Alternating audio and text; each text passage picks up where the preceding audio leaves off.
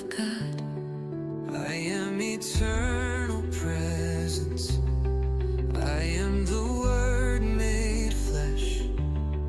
I am the silence behind the sound. I am the stillness beneath all movement. I am love, you are love, we are one, only love is real. I see you, I hear you, I know you, I love because I am.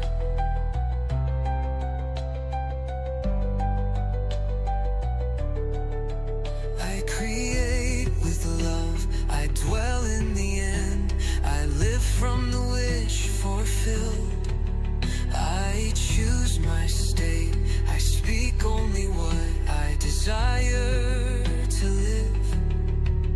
I imagine, and it is so. I declare, and it becomes. I walk in victory.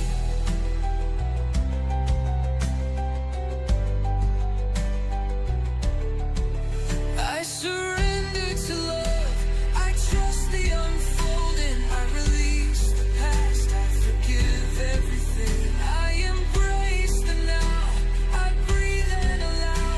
I accept all of me, I rest in what is. I remember who I am, I never left the garden. I am what I choose to embody. I was never broken, I am the dream fulfilled. I'm the healed and the healer. I am the spark of creation. I am not the story, I am the author. I am the name unspoken. I am the voice before the voice. I am the image and likeness of God. I am truth, remembering itself. I am not separate, I am one with all things. I am the breath and the fire, I am the return. I am love, I am held, I am whole, I am safe, I am powerful, I am free, I am light, I am love, I am the operant power. I am the Word made flesh, I am awake now. I am whole, I am,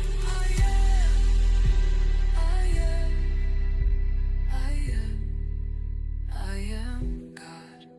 I am love, I am light, I am safe, I am joy, I am peace, I am whole, I am one, I am the dream, I am that I breath, I am that I am, I am, I am.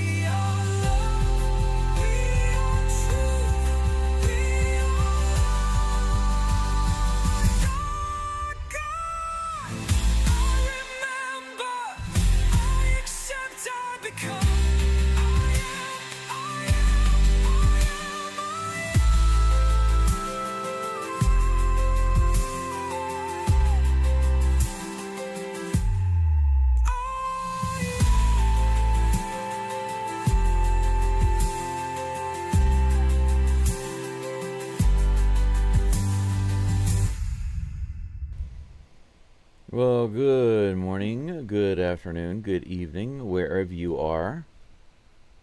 This is Astros, and we are imagining in our perfect world underneath the movable Dyking Park roof that also exists underneath the eighth wonder of the world, the Astrodome. Underneath the great big dome, here we are. Here we find ourselves today for Game 2, imagining that yesterday does not exist. We're basically tied with the Yankees overall. We really need to take the next 2 games in order to lock down this season series. Let's see if the Astros turn it around again today. The big news from yesterday's game was not really the result of the game so much as it was what happened in the game with Framber and Cesar Salazar. It's interesting because I didn't even notice it while the game was happening. I didn't happen to see it. It didn't stick out to me, and the Astros announcers didn't even see it. But after the grand slam, 2 pitches later, there was a crossed-up pitch that hit Salazar, and Valdez immediately just turned around like he didn't even care. Didn't apologize, didn't get upset, nothing. Salazar had a really strange look on his face, trying to figure out what happened. The Yankees batter was like, "Are you guys okay?" The whole situation was strange. And Espada, I did see a pregame interview with Espada just a few moments ago, and he talked about whether or not that was an issue. He says it's not an issue, and I don't believe that he's telling us the whole truth. He's using very vague language. He says he basically talked with both guys. He wanted them to be honest and be honest with the media, but he said everything is okay. But he never came out and said, he never once said there was no deliberate cross-up by Framber. He never said that. He never verified that there wasn't a cross-up on that pitch. Casey Jones, you've never been a catcher. You've obviously never been a catcher before, Casey. If let's just give you an example, okay? Let's say that your pitcher calls for a 2-seam fastball or a 4-seam fastball or something like that, and then they throw a pitch with break,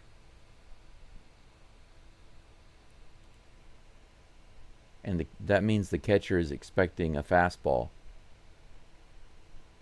but instead he gets a breaking ball. Well, you have almost no time to react. You have to know the pitch that's coming in order to successfully catch it every time. When you're playing in the major leagues, a catcher isn't just trying to catch the ball. It doesn't work that way. Think about this. When you're a batter and the pitch is coming, it's difficult to hit it. Even if you know what pitch is coming, it can be difficult to hit it. Now, knowing the pitch that's coming is a huge benefit. Why is that? Because you know the movement of that pitch. You know if it's going to go out and in and down, or if it's going to come straight into the zone, or if it's going to go from outside in, or if it's going to go from outside in and drop. There are a variety of pitches that do different things, and if you know which pitch is going to be thrown, then you know what kind of movement it's going to have and where it's likely to end up. You can predict where it's going to end up, and you can have more success when you swing the bat. This is knowledge that a catcher must know in order to successfully catch the pitches. So there is a term in baseball called cross-up. When a pitcher and a catcher get their calls crossed up, it basically means that the pitcher is throwing one thing and the catcher thinks he's throwing something else. You can actually look this up on YouTube. You can look at times where you can look at highlights where pitchers and catchers have gotten crossed up. Sometimes the result is pretty bad. People get hit and hurt. People get hit in the face. Umpires get hit because if they're expecting like a fastball with little movement, but suddenly they throw like a fast breaking ball, they're not expecting that, and they don't know where it's going. They don't really know exactly where it's going to break because they don't know what pitch was thrown. You see what I'm saying? And that's what happened to Salazar. He didn't simply miss the pitch. If you go back and you actually look at it, if you actually go back and look at the pitch he missed, it looks straight in there, and he just bounces off of him. And it almost seems like, wow, why did he miss that? Why did Salazar miss that? Well, the answer is obvious, because the pitch that was thrown is not what he was expecting. And you can see the look on his face, the way he looks at Fromber after the pitch, and he gets a new ball. Fromber just turns around and he walks away from him off the mound. He doesn't even look, doesn't apologize, doesn't get upset about it, just turns his back on him and walks away. And then you can see on Salazar's face, he's looking at it, Fromber, like, what the heck? What was that? And you can see the batter too. The batter looks around like, are you guys okay? I mean, the whole situation was weird. There's no way anyone can convince me that that was not on purpose by Fromber Valdez. I've lost all respect for Fromber Valdez, and I'll be happy to see him go. That's my opinion about Valdez. That's psychotic behavior. Narcissistic psychotic behavior. But yeah. Lynn says the 1,100 kilometer round trip each time didn't help. Lots still to do, but now more long trips. Or no more long trips. Okay. Yeah, 1,100 kilometers round trip and having to move stuff. That really sucks.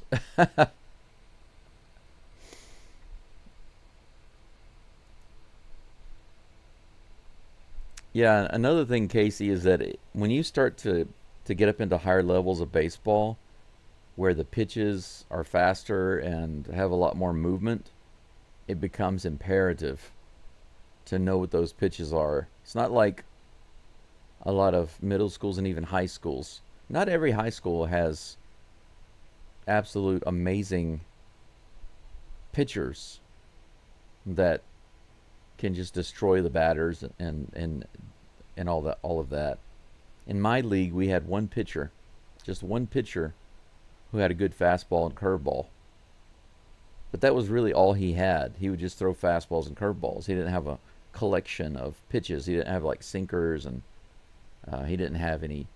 Well, I think we had one pitcher in the whole league that could throw a changeup. Everybody else was throwing fastballs and curveballs. But there was this one pitcher that nobody on my team could hit because he would throw fast and he would throw this big curveball. But to me, that was simple. It was very easy. It was either coming straight down the middle or straight in, or it was going to be a big curve. And I hit more home runs off is wait for it to come in the zone and let her loose. And so I batted like I always did. I assumed it was going to be a strike. And so I went into my batting motion like I was going to swing. And the only time I didn't swing was when it just wasn't close to the zone. It's a lot easier to not swing than it is to swing. And that's the big problem with the Astros right now. They're professional hitters, but they are chasing. And they're missing. So they're not just chasing pitches and missing. Their whiff rate at pitches in the zone is high. Second in all of MLB in chasing pitches. So it's not just Diaz, it's the Astros as a team.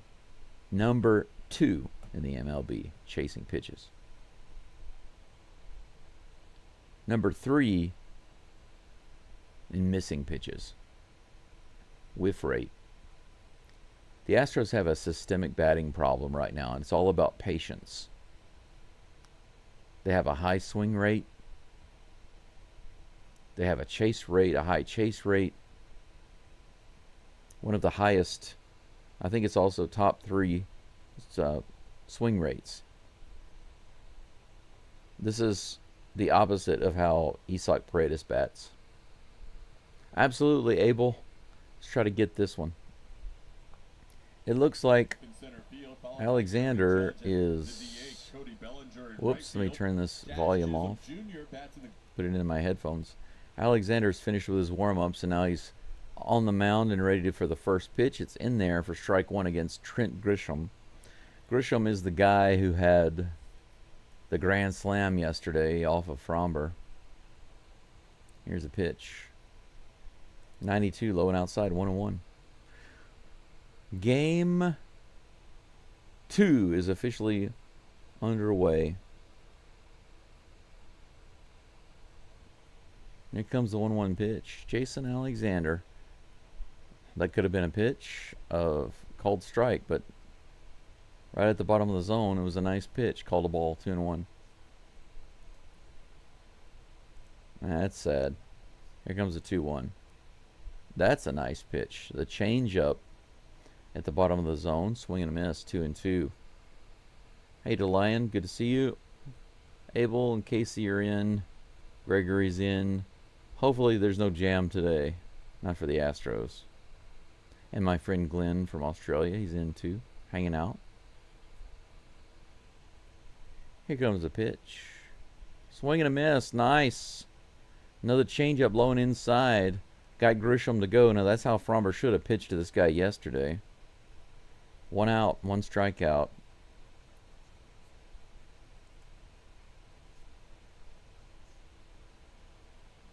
Beautiful. Susan wants to know what I thought of the highlights of the fight from the Giants and the Rockies. I did go back and look at that yesterday. Aaron Judge is at the plate. He lofts it into right field. Jesus Sanchez is in the game. He's able to easily come in and get it. Soft liner. Judge goes down, 2 away. Cody Bellinger due up. I saw the highlights of that fight, Susan. Wasn't a fight. There were a couple of guys to push, but there was never a fight. But I will say this, the 2 Giant players that came out and pushed the pitcher, they're retards. 1 ball, no strikes. The changeup outside to Bellinger. 2 outs, nobody on here in the top of the first. Here comes the next pitch from Alexander. Low and outside, 2-0. I watched the full highlights of that entire series, Susan. And Devers hit the home run, right? And he took a really long time going towards first base. Here's the 2-0. 81 on the outside edge. The changeup gets the strike, 2-1. And the pitcher watched the home run for a second. Then he noticed that Devers was taking his time, so he said something to him. A little low. 2-1 turns to 3-1. Nobody on. 2 outs. 3 balls, 1 strike to Bellinger. Here comes the toss. Ripped foul down the first base line. Full count. But anyway, the pitcher took offense. I think it's Freeland, the pitcher, Kyle Freeland. He took offense to it, and he walked kind of towards first base and was yelling at Devers about going around the bases. And immediately they started clearing the benches. That's in the dirt, ball 4. Bellinger will be on first with 2 outs. Jazz Chisholm comes to the plate. He also had a homer yesterday. But the benches started clearing, and while Devers and Freeland were kind of griping at each other, suddenly, out of nowhere, a couple of different Giants players came in pushing the pitcher.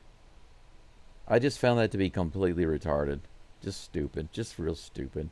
Grown men with childlike mentality. I've never understood people like that.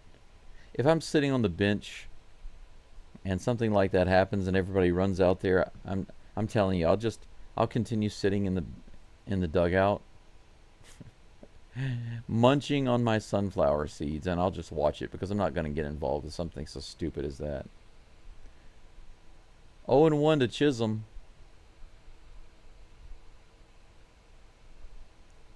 Here's the pitch. This is fouled off on the outside edge. The changeup. 0-2 is the count. Abel says, I just remember that when we had all these injuries, we were doing okay. And now most of our injuries aren't there, yet we're having trouble. Make it make sense. You know, it's... I think I can answer that question, Abel. Seriously. Here's the pitch. Woo! Rung him up on the outside edge. Nice Swiffer. Strikeout number 2. Jazz Chisholm goes down looking with that Swiffer that sneaks in on that outside edge. Yeah, he knew it. He just kind of dropped his bat and gave up. We go into the bottom of the first. Good start for Jason Alexander. It's a sigh of relief, but also at the same time not necessarily completely surprising. Jeremy Pena is due up, followed by Yordan Alvarez and Jose Altuve. Altuve is in the DH spot today. Carlos Correa is cleanup. Jesus Sanchez is in the game, batting 5th today. He's in right field. Today's catcher will be Yainer Diaz. He's batting 6th, followed by Victor Caratini at first base.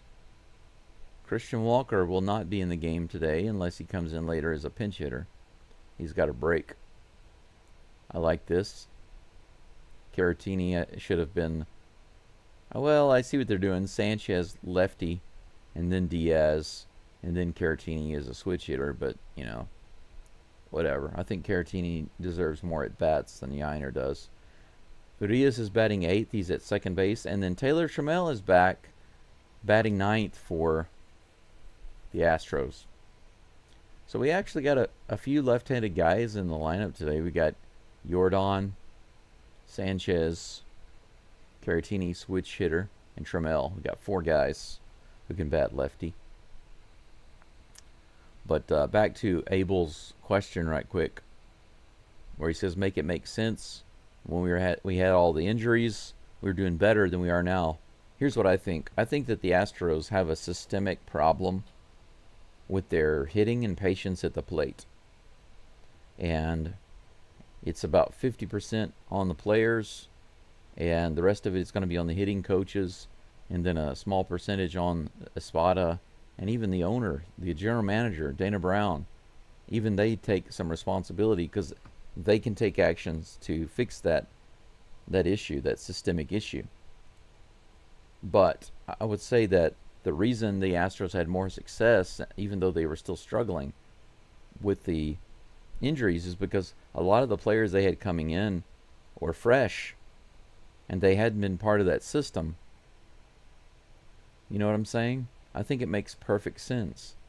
So even though there were a lot of minor leaguers and backup guys and backup to backup guys coming in, they weren't affected by the Astros' current bad batting system in training processes.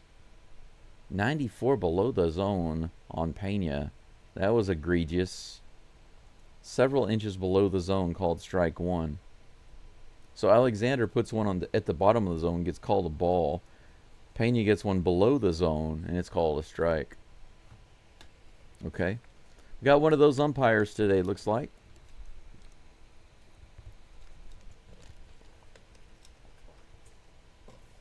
Oh and 1 is the count. Will Warren on the mound for the Yankees. Low and outside on the Swiffer, 1-1. DeLine makes an interesting point. I think Fromber looks like our Devers right now. That is a funny yet poignant point. Here comes the next pitch, the 1-1. Swiffer low and outside in the dirt, bounces to the backstop. 2-1. Change the menu on the plate tonight to steak and shrimp, no lobster. Yes, sarcastic prodigy. I am sick of lobster, my friend. I'm sick of lobster. I'll take some crab legs maybe, but please God, no more lobsters. 94 miles an hour. Foul tip into the glove of the catcher. 2-2 is the count.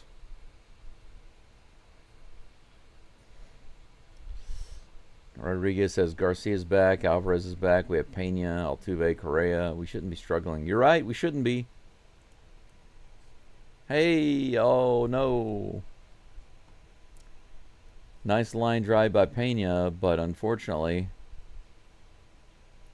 right at the third baseman who makes the little basket catch for out number 1. Yordan Alvarez comes to the plate, still batting second for some reason. But you know, Abel, if you go back, think about last year, 2024, how the Astros were last year at the plate. There was nothing stellar about it. They struggled to get to the wild card game, right? 1-0 to Yordan.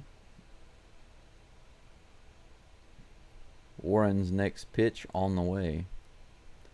94 on the outside edge, strike 1, and the count's even. So really, historically, for many, many years, the Astros had the tradition, the culture of patience at the plate, right? Where was that last year? Didn't exist. I mean, there were a couple of players that were noted for their patience at the plate, but even Bregman had a fall off last year. Here's a 2-1 pitch. That was a nice pitch, a Swiffer on the outside edge. Yordan takes it. That's 4 straight takes. 2 balls and 2 strikes for Yordan.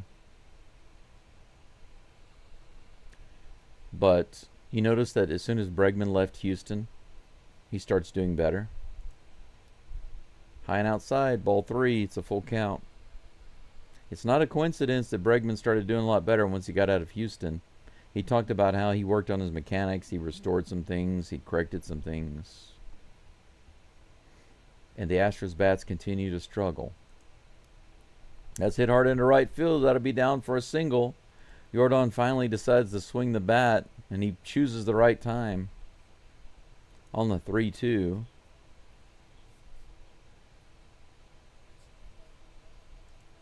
Fastball up and in, 94 miles an hour. Runner on first with 1 out for Jose Altuve. So if you actually study what the Astros have been doing for the past couple of years, what you'll see is their plate discipline has gone down the toilet. They're one of the worst in the leagues, or one of the worst teams in the league. High, 94 miles an hour.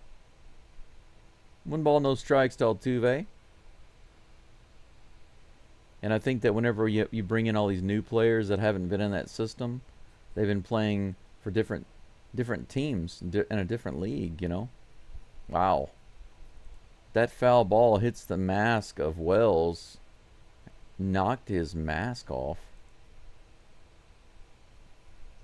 Look at this. Boom.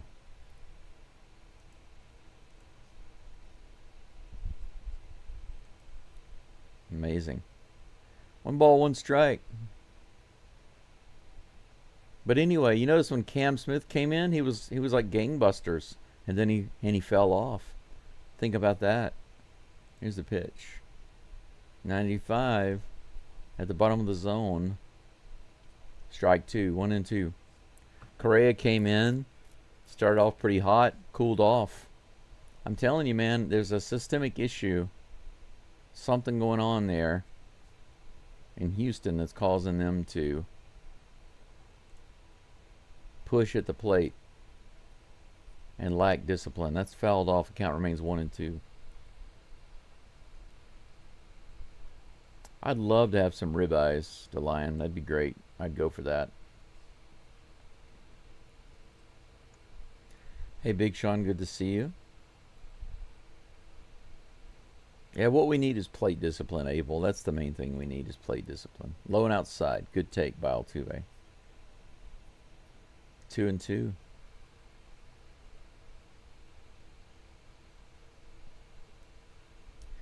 Yeah. Watch the bullpen guys run out just to walk back as soon as they get there.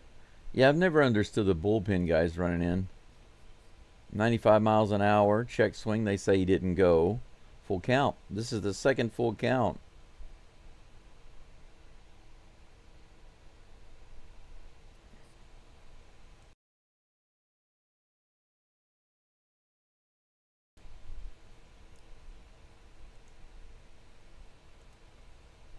Come on, Altuve, let's make something happen here in the first.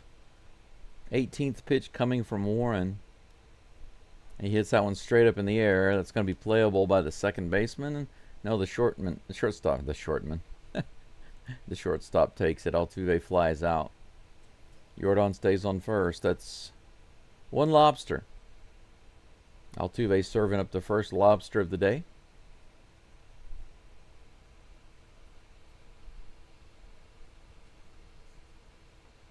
Wow, that's amazing, Big Sean. Submariners 8-0, losing 8-0 to the Rays after 2 innings. That's freaking awesome. Correa at the plate, baby. Low and outside, ball 1. Let's see if Correa can get something done. Hey, Daryl. I'm okay. I've been having some stomach cramps for the past couple of days. Not exactly sure what's causing it, but otherwise I'm okay. How about you? Correa fouls that one off. 95 on the outside edge. 1-1.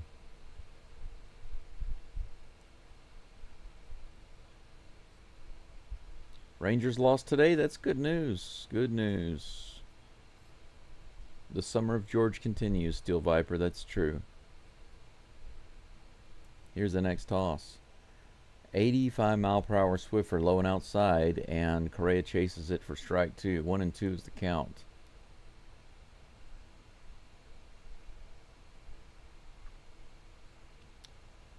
Daryl says Astros know they can get it done.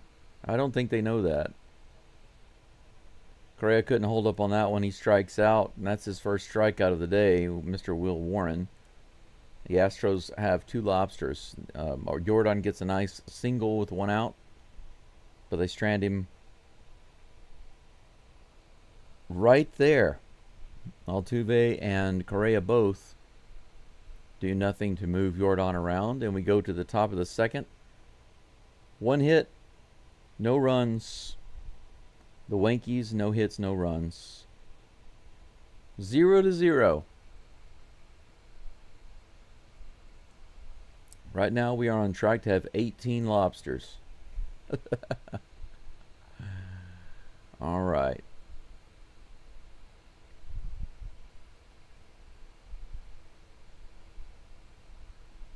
Yeah, I don't know the details. I don't know any details about Arrighetti. It's not surprising. Not surprising news. I'm kind of used to it now. I'm sure you are too. I'm sure all of you are used to hearing somebody's gone on the IL, another pitcher on the IL, another player on the IL.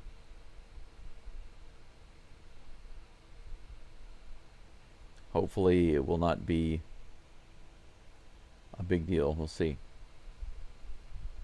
Francisco says, hey, let's go Astros. Pasadena in the house. Welcome in, Francisco. Good to have you. Rung his bell. Ding dong.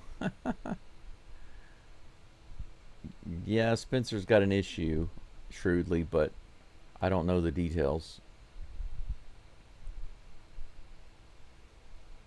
Yeah, it could be he just needs a little bit of a rest, or it could turn into something much worse. Much worse. We'll see. Abel wants to know, do you think that Espada gets on the players? No. No, I don't.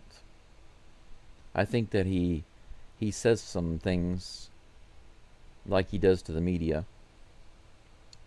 But I think, some of you were here yesterday. Some of you stuck around yesterday at the end of my live stream, at the end of the game yesterday. I talked a lot about these things. I could rehash a little bit of those here. Giancarlo Stanton is at the plate. Alexander is on the mound. Here's the pitch. Nice 89-mile-per-hour sinker. Low and outside, strike 1.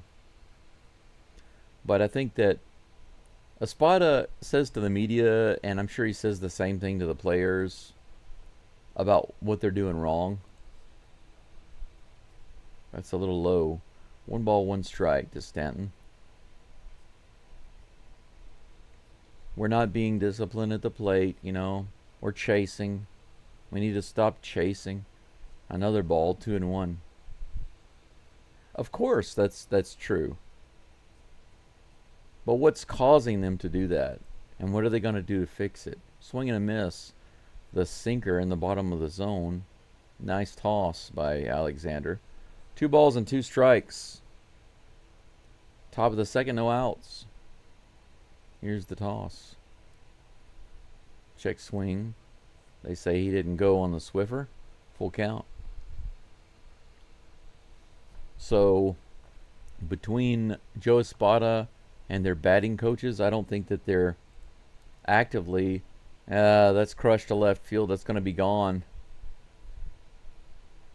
Over the train tracks. Giancarlo Stanton hits a home run off of Jason Alexander on the full count pitch. 1-0 Yankees in the top of the second with no outs.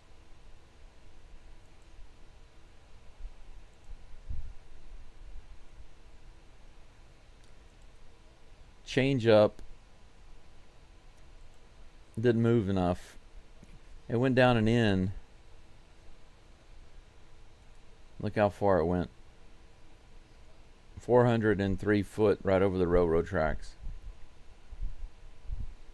Next pitch is on the way to Ben Rice. That's a ball outside.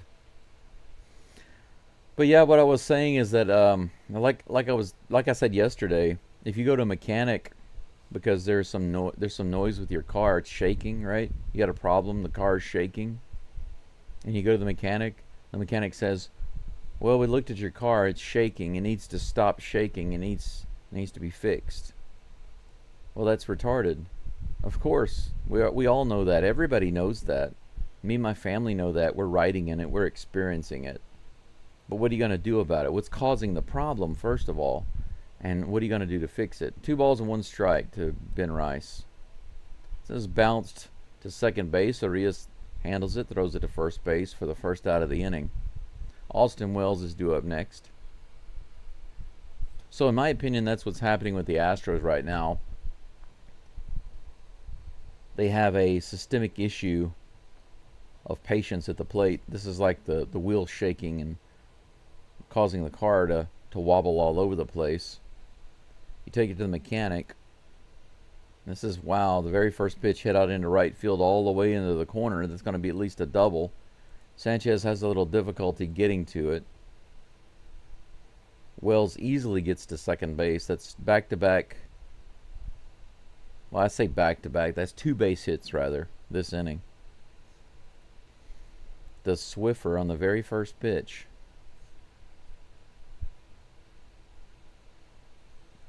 Runner on second with 1 out. Anthony Volpe due up.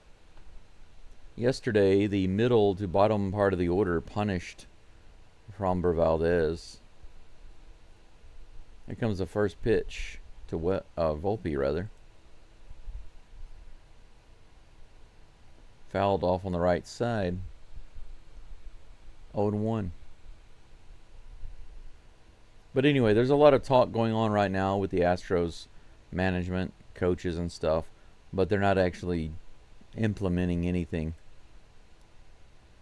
Right on the outside edge, strike 2. Nice changeup. But because they're playing games almost every single day, they have limited time to make those corrections and build that discipline. And so I think that if the Astros are able to turn around their hitting, it's going to be a miracle. I don't want that to sound negative, but it's just true. Fouls that one off. Count remains 0-2. 30 pitches for Alexander coming up in just a moment. Got a guy on second base with 1 out.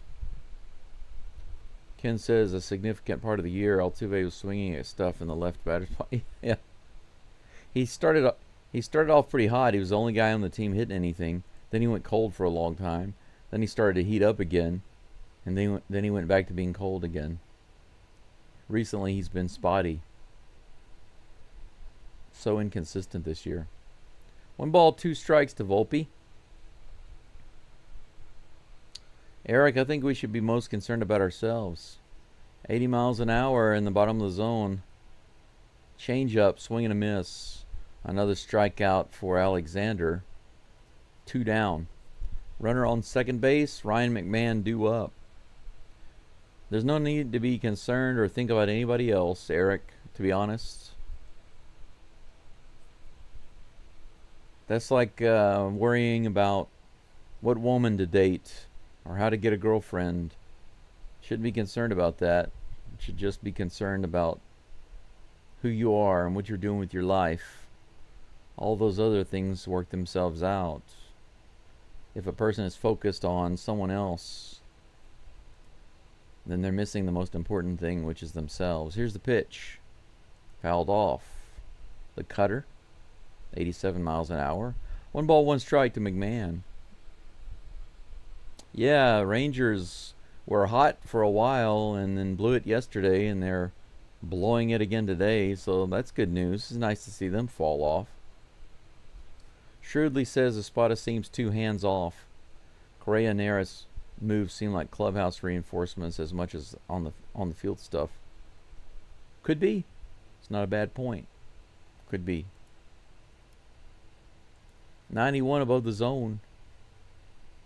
2 balls and 1 strike to McMahon. Espada needs to make up for that lack of strong leadership. He's not a bad guy. He's just not a strong leader, in my opinion. 80 miles an hour at the bottom of the zone. 2-2. Foul ball.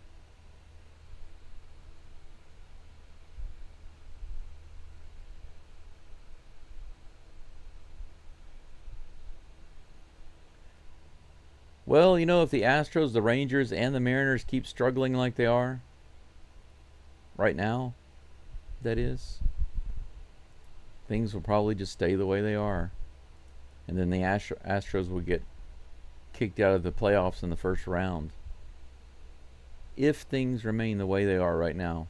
Full count to McMahon. Here comes the toss. Grounded to the right side. Arias scoops it up. Fires over to Caratini. That's out number 3. 1-0. 2 hits for the Yankees.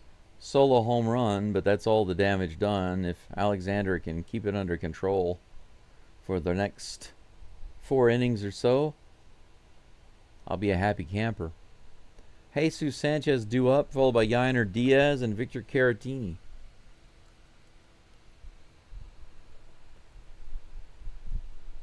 Francisco says they'll get it done, Go Astros. I certainly hope so.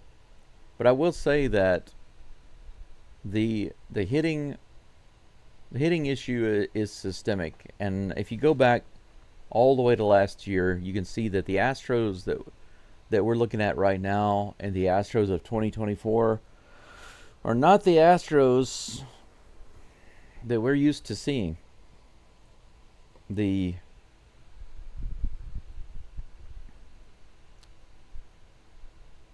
disciplined Astros hitters are not what we're used to seeing. They haven't been since last year. I mean, last year makes perfect sense. They barely managed to squeak into the wild card at the very last moment, and then they crashed out immediately. Not surprising at all. Not even a little bit. If they had managed to get lucky and win that first short series against the Tigers, they would have gotten destroyed in the next series. Why is that? Because they just didn't have the same type of discipline in the game that they had in prior years. Something has changed. I am going to say that I do believe that there's a lot of complacency on the part of the coaches, like the batting coaches, And if somebody like Joe Espada comes in and doesn't put the pressure on the batting coaches, doesn't put pressure on the other coaches, doesn't put pressure on the players,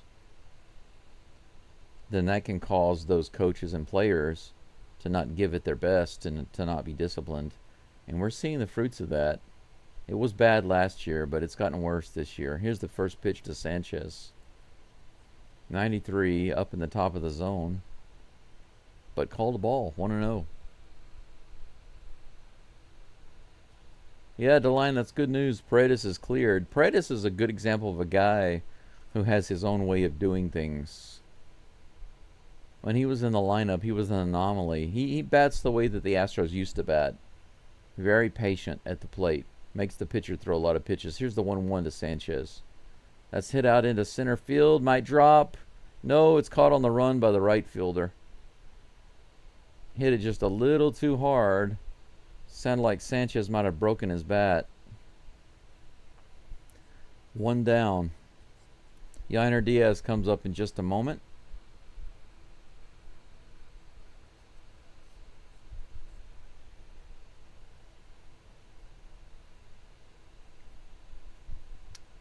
Well, Ken, they're not just swinging for the fences. They're swinging too much. They're chasing bad pitches. They're not being patient. The Swiffer low and outside in the zone for strike 1. No, they call that a ball? I'm surprised. Here's the 1-0 pitch. Outside, did he go? They say he did. 1-1. Slamuel says, let's go, Stros. Absolutely. Let's go. Here's the pitch. Inside. Gregory says, does Fromber have evil deeds? I think he did yesterday. It's my opinion yesterday. Let's take a look at the poll. We got 41 votes. Let's take a look at it. Go ahead and end it now. Here's the next pitch. Hit out to right field, all the way out to the track. And Bellinger is able to put it away. Diaz makes a bid for an opposite field homer, but he comes up about 10 feet short. 2 away. Victor Caratini, the Batman himself, comes to the plate.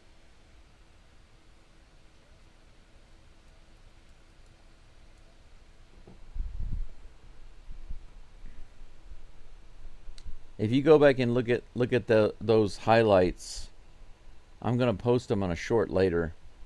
Just didn't have the time yesterday, and I was having some pain, so I had to limit my activities. I spent way too much time sitting at the computer. Also, I was writing on my book, finished another chapter, got it translated, and then had to lie down.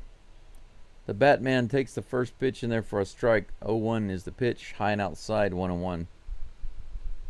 But if you go back and you look at the video, I captured the video from the game of Fromber throwing that pitch to Salazar and crossing him up.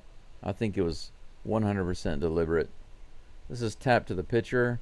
He grabs it, lobs it over to first base, and the Batman goes down for out number 3, and that's nothing doing for the Astros in the second. No hits, no lobsters.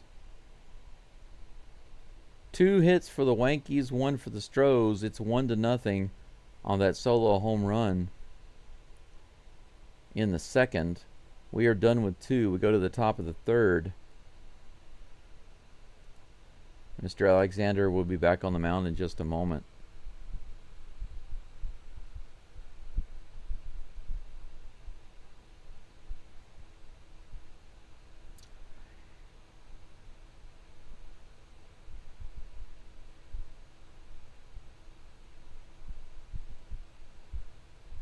Yeah, if Paredes was back and healthy, it would be a huge addition to the lineup. And I'm not just talking about hitting. I'm just talking about increasing the pitch count, showing everybody what plate discipline looks like. That would be nice. Steel Viper says, I was able to sneak in that last super chat right at the cutoff last night. I really do appreciate that. That was a nice send-off. Greatly appreciated. Thank you so much. Yeah, DeLion agrees. Shrewdly says Prentice would be huge. Absolutely. For real. Indeed. Abel says, I think you should be the one asking a spot of the right questions, not the everyday media reports.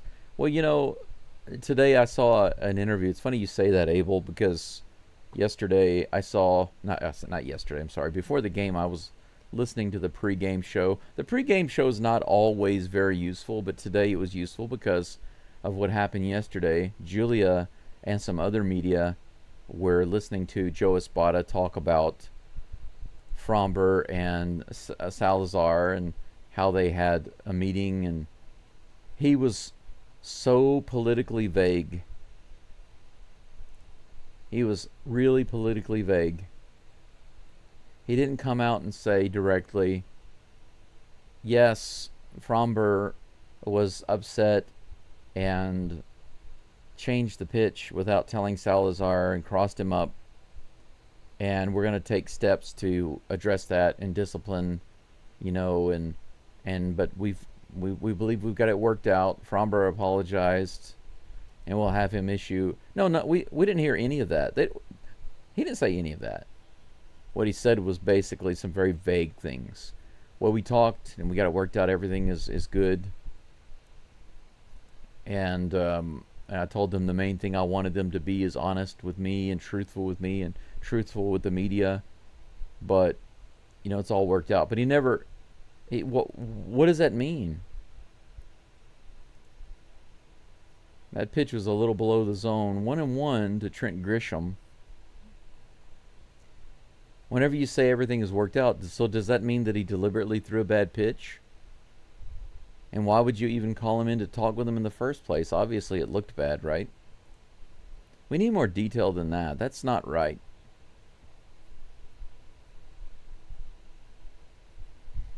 Two balls and one strike. Here comes the toss to Grisham. Too far inside on the changeup. 3-1.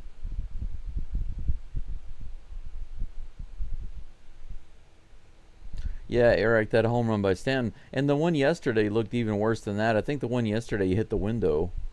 Here's the pitch. 90 miles an hour. Low and outside, ball 4. That's a 5-pitch walk from Alexander to the leadoff batter, Trent Grisham. Aaron Judge comes to the plate with a runner on. I wouldn't mind asking a spot of those questions, though, Abe. I'd love to get some detailed answers. Just say yes or no. Did Fromber deliberately cross up the pitch? If he says no, he didn't. Okay, then tell me this. Why didn't he apologize? Look at that. Check swing.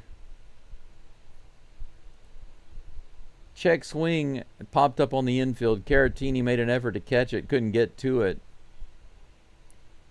Urias is able to scoop it up and tag out the runner. That was a crazy looking play. A little check swing by Aaron Judge. Gotta be the weakest hit by Aaron Judge all year long. Caratini tried to catch it, tried to get over there, couldn't get it. But Urias scoops it up, tags the runner going to second. One down. Judge on first base. The next batter is up. Cody Bellinger takes that one off the plate. Ball 1.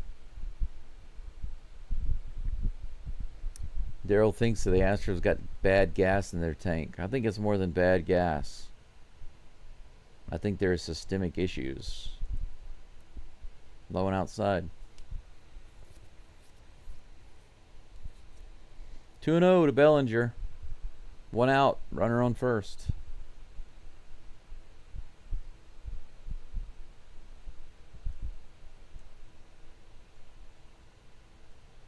Here's the 2-0.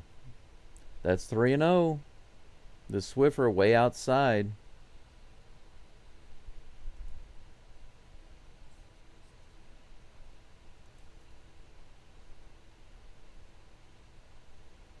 Here comes the 3-0 pitch.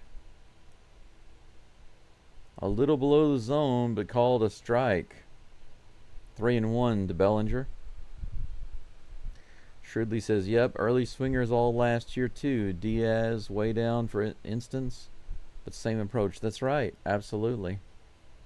That's chopped to Caratini, steps on first, but has no play at second. Out number 2. Judge is on second, and that brings up Jazz Chisholm. But yeah, I'm serious, guys and gals.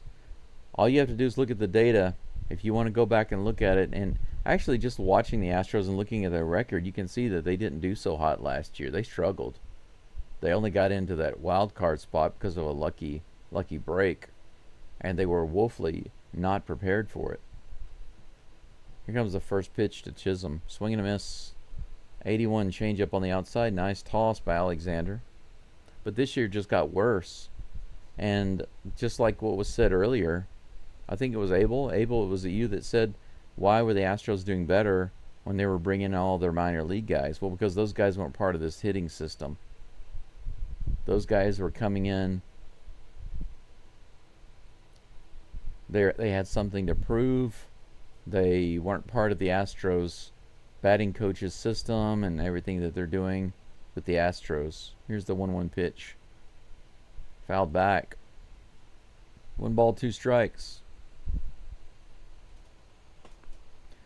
If you notice that a lot of Astros or a lot of players come in, and when they first get to the Astros, they seem to do much better. But as they spend more time on the team, they kind of trail off. Have you noticed that? This hints at the accuracy of my stance. Swing and a miss. Strike 3. Chisholm 2 strikeouts today. 1 looking, 1 swinging. Change up here gets him. Nice pitch by Alexander. Another nice inning. The first and the third, so Alexander giving us nice odd innings. 1 walk.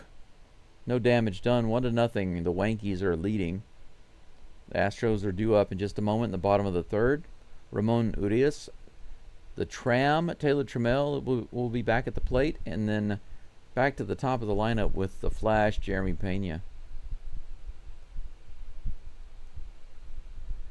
Abel says, did you see the Astro fan throw the ball back? It was funny. Don't know Astro won a stanky ball. Yeah. That's right. Now I will say this, if I'm in Daikin Park and Aaron Judge hits a homer and I get it, there's no way I'm throwing that ball back. I'm not a retard, right? I'm gonna sell it. I don't need and I don't want an Aaron Judge ball unless I can get one for free. If somebody wants to give me an Aaron Judge home run ball, or I'm able to get one, I'm definitely gonna take it and take it home, and then I'm gonna sell it. That's what I'm gonna do. I'm not gonna throw it back on the field. But if it's hit by somebody like Grisham, who is that? I don't care about Grisham. Maybe I'll throw that back on the field. It depends on who the player is. Do you guys remember that when Altuve hit his 250th home run, they threw it back on the field? I think that was in New York, wasn't it? How stupid was that? The good thing is that the Astros went out and got it and gave it to Altuve. But you know what? At the very least, that guy could have gotten some stuff for that ball. And I don't mean from other players. I think that the Astros would have wanted that ball, and they would have offered him some stuff for it. I think that's awesome to do stuff like that. But that guy was a dummy. My question in the poll was, do you think that Fromber deliberately crossed up the pitch with Salazar? Definitely 36%. It seems so, 26%. So more than 60% of you think that either he definitely did or it appeared that he did. First pitch to Urias on the inside edge, strike 1. Will Warren up to 33 pitches. 19 of those a strike. Or 20 of those a strike. Speaking of strike, that's a strike. 95 miles an hour on that outside edge. 0-2 to Urias.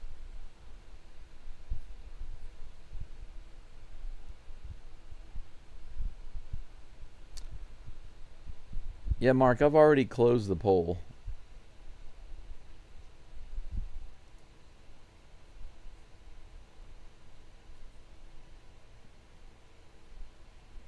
Fouled off, 0-2, the count remains.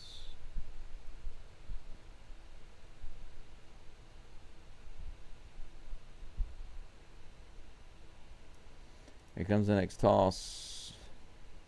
94. The fastball up and away, fouled off again. The count remains 0-2. But as far as leaving the pole up, I generally pull it down when I want to pull it down. So, but I appreciate the feedback. That's low and outside.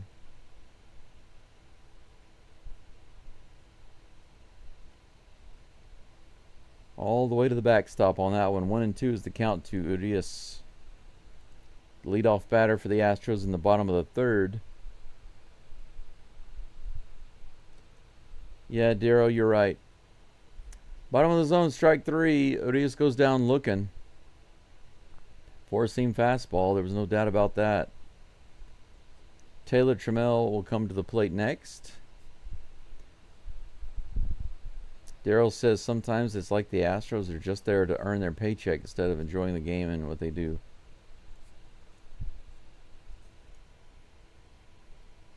I think also what could be, and I can't verify this, but what could be is that a lot of the batters, a lot of the Astros bats,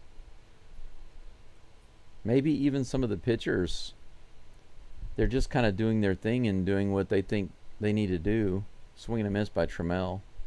1-1. It'd be nice to see the tram pull out today, wouldn't it? First game back. Pull the tram out of the station and make the rounds. 1-1. With one out, nobody on. Wow. That one was bounced in front of the plate by several feet. 2-1. But I feel like it's also possible that, like I was saying, that many of the players are just kind of doing their own individual things. And they're not being corralled and brought in and disciplined properly by the coaches. That's grounded to the right side, backhanded by the first baseman, who covers, or who tosses to the pitcher and covers first base. That's going to be out number 2.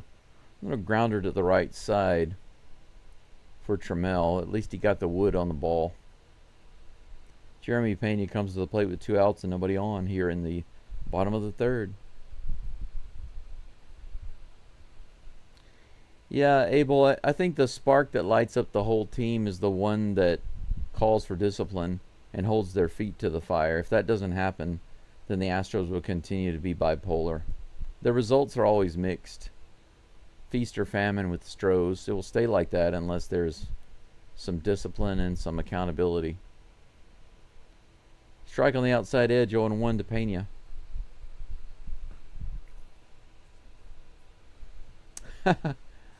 Gregory says the ones that don't push the like button must be divisional foes of the Astros.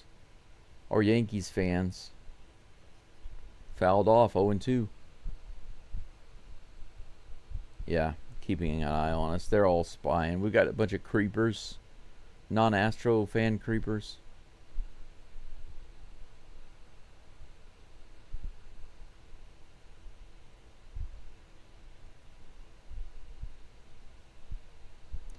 Here comes the toss. 95 on the outside edge and low. Strike 3. He rang him up. Pena goes down looking. That's another strikeout for Pena. Pena's batting average has taken a real hit. He's almost under 300 now. He's down to 303. Alvarez is batting 235 overall. Altuve's down to 272. He's been kind of hovering around there. He dropped down to around 270, and he's kind of stuck there. He's kind of floundering around at the moment. Correa's the same, 272. Sanchez batting 253. He needs to bring that up. Diaz also batting about the same, 252. Caratini batting only slightly better at 261. I feel that they really hurt Caratini a lot. And they made a huge mistake. They started taking him out. He got so hot. And they took him out. I just don't get it. Urias batting 254. Trammell batting 206. This Astros lineup right now, the batting averages have been going down. I don't know how we still have such a high ranking for batting average. But with the chase rate, the swing rate, the whiff rate, all of those are really high, incredibly high. Yeah, the discipline is needed for sure, but there's no accountability, and that's where the problem is with the leadership, with guys like Espada and what are their batting coach names? I forget. Those guys aren't disciplining them. Let me go grab, Susan, that's a good question. I'm going to check that out in just a minute. Let me go grab a drink. I'll be right back. I need to get a drink out of the fridge.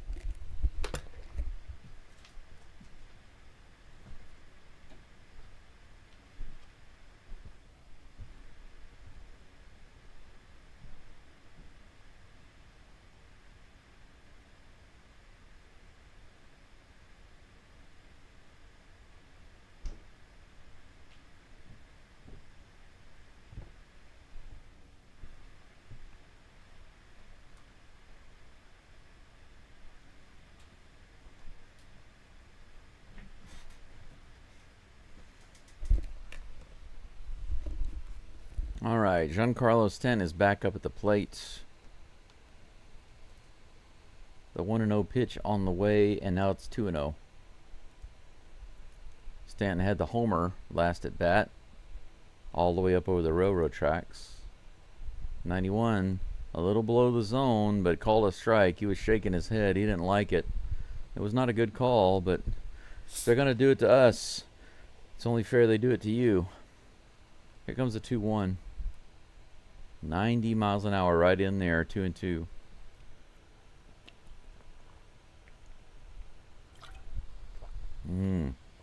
Yummy. After this pitch, I'll look up Myers' information. Swing and a miss. 90 mile per hour sinker. Good toss. Jake Myers update. And let's change the search to the past week.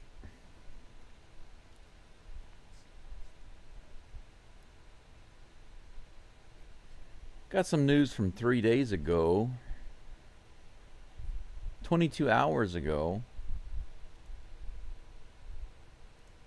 First pitch to Ben Rice is a ball. Second pitch is in there for strike one. 1-1.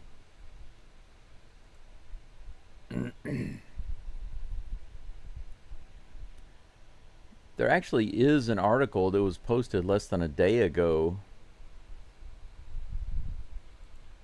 Rice hits it out into right field. That's going to be another hit. Runner on first with 1 out for Austin Wells. Susan, if you take a look at this is an article on Yahoo Sports, and it said that Espada gave an unclear report on Jake Myers. I'll look at the detail in just a moment. Outside, 1-0 to Austin Wells.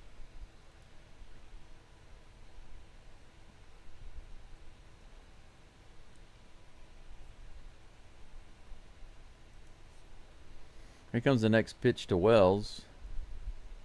Outside, 2-0.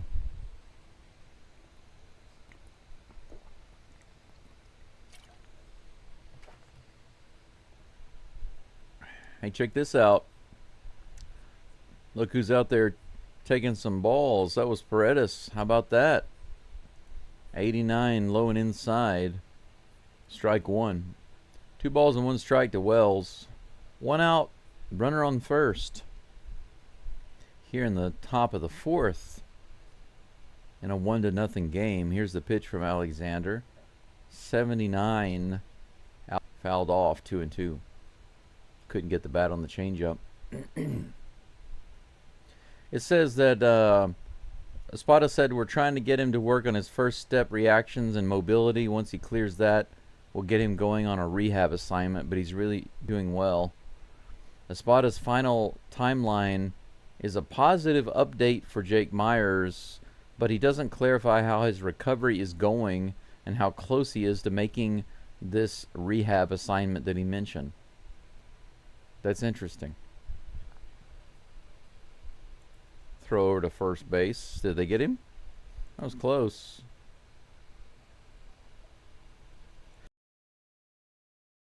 So basically they're saying that he's not quite ready yet for rehab assignment, but as soon as they feel he is, he will be assigned.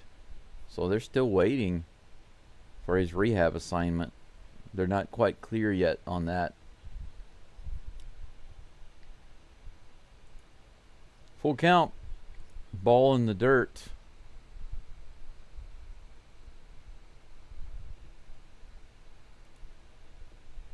That's hit hard out to left field. Holy cow. Are you kidding me? Well, oh my gosh.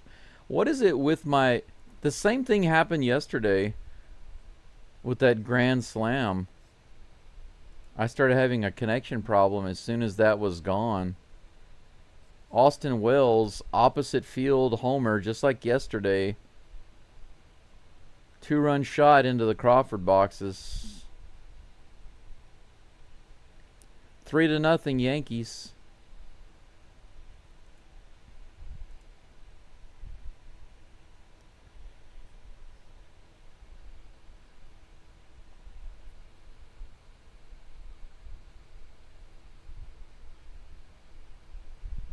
Well, it's good that the Rangers lost and that the Mariners are losing, because we might be losing this game. It's 3-0 right now with one out.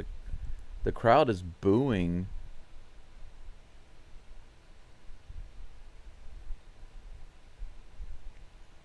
What are they booing about right now? Here comes a 1-0 pitch. Up and in. Ball 1. I'm sorry, ball 2. Volpe at the plate with no runners on. They were just cleared with a 2-run shot. So strange that the same thing happened today that it did yesterday. 90 at the bottom of the zone. Strike 1. 2-1 is the count. Yesterday, that grand slam, my MLB TV connection immediately froze and I lost the connection. The same thing happened today with this home run. As soon as he hit the home run, started having connection problems. Isn't that weird? Swing and a miss on the changeup. 2-2.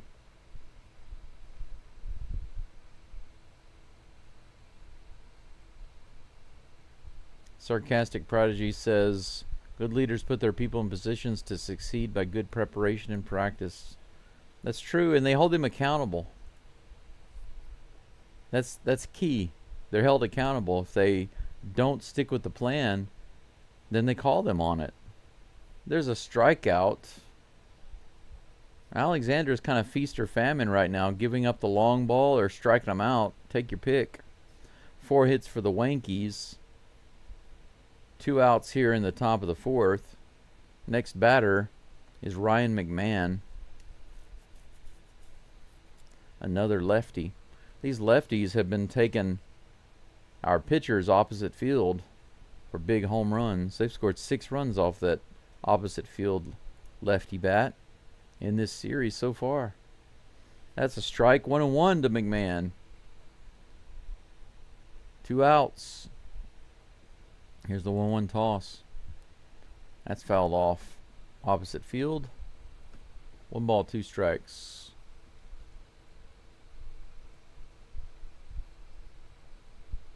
Daryl says, all those who don't hit the like button, you're slacking. It's free. Only takes a second. That's true. I appreciate the like buttons very much. 90 miles an hour above the zone. 2-2. Space City Tekken says it was good while it lasted, fellas. Well, you never know. In the dirt. 2-2. Susan thinks we should have kept Matthews instead of Trammell.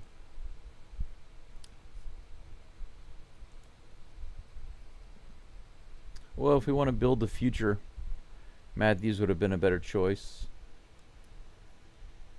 There's another hit all the way out to the wall in right field. McMahon's heading to second base, no problem. He'll get in there without a slide. The inning continues. That's hit number 5 for the Wanks. Ryan McMahon hits it out to right field for a double. Trent Grisham comes to the plate. Grisham had the grand slam yesterday. Swiffer right on the inside edge there. Yeah, it's nice to see Paredes getting those ground balls to Lyon. Me too. I'm happy about that.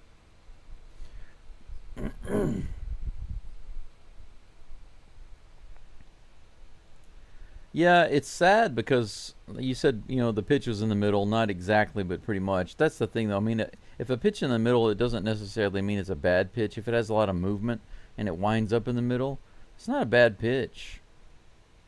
But if you throw a pitch that's supposed to have a lot of movement and it winds up in the middle, that's a bad recipe. It's a bad recipe for a pitcher. Hey, Glenn, you said it. Oh, man. Halloween vibes. Hey, Texas Dave. Greetings from Hiroshima. 91, just a little below the zone. Strike 1. They've already got Okert up and warming up. He's just about to get started. Yep, we need 4 runs at least just to win, assuming that we can keep the Wanks from scoring any more.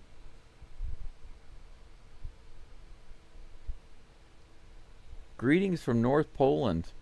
Poland, one of those places that I really want to visit. How do you like it there, by the way, Glenn? How's the weather? How's the food? The people?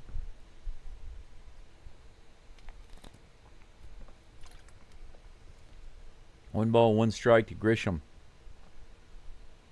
Aaron Judge on deck. Runner on second. There's the pitch. 90 in the bottom of the zone, fouled off. 1 ball and 2 strikes on that sinker. How many people do we have listening right now? I think yesterday was another record low, which is crazy considering we're playing the Yankees. 92 watching right now, 56 likes. Here's the pitch. The sinker goes outside, 2-2.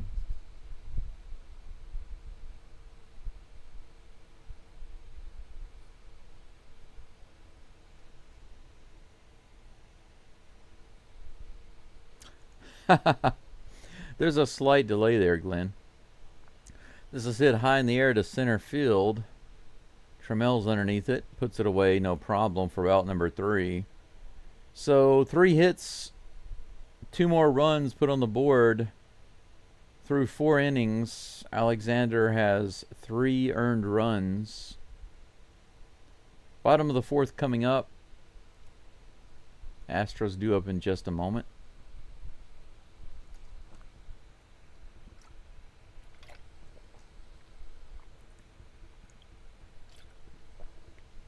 Yeah, Glenn, there's a little bit of a delay.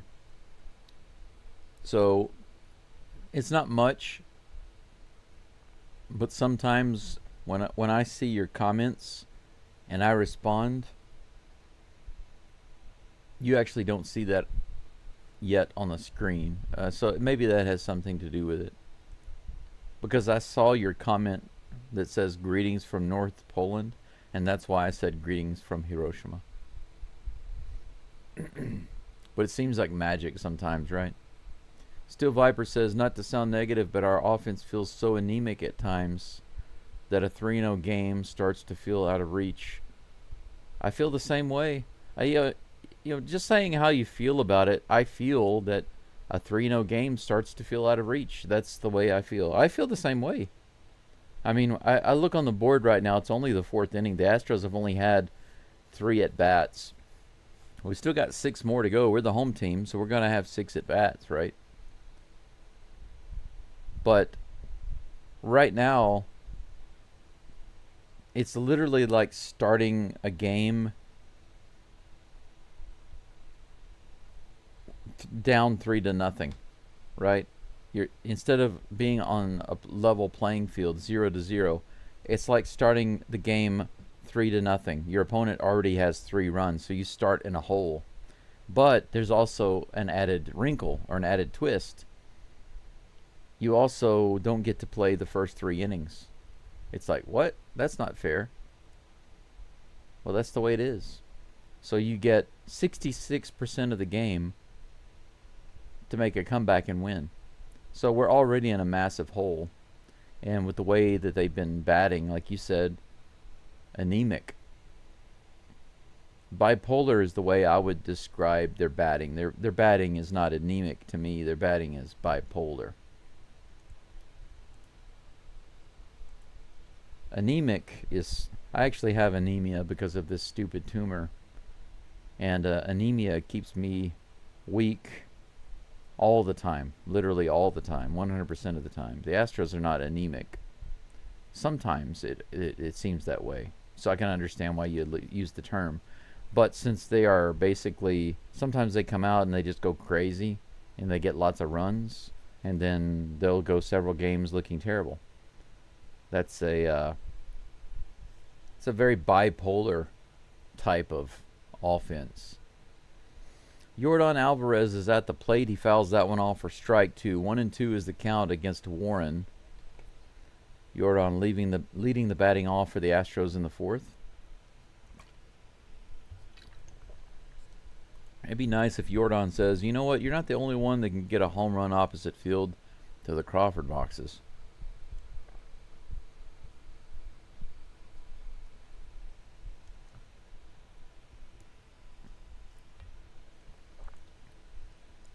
In the dirt, 2-2 to Alvarez.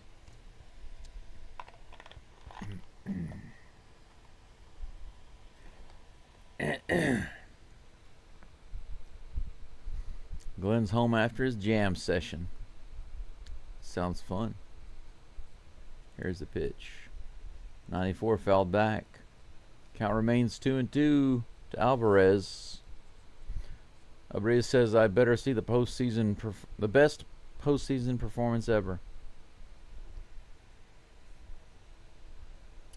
If we don't see those discipline changes off the field implemented, then there will not be a postseason. Up and in, 3 balls and 2 strikes to Yordan Alvarez. Walker is having a rest day today. Gregory, your favorite player. Here's the pitch.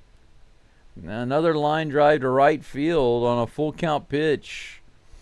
Now, Yordan's at bats today.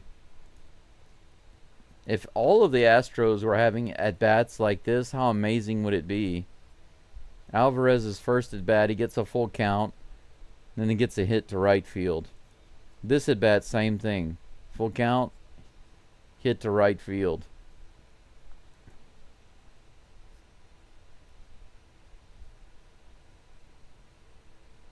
.4 miles an hour over the head of Chisholm. He couldn't even jump up there fast enough.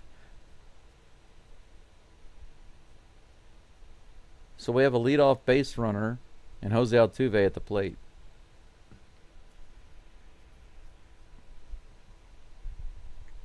Here comes the first pitch. Right in there. Swiffer. Strike 1.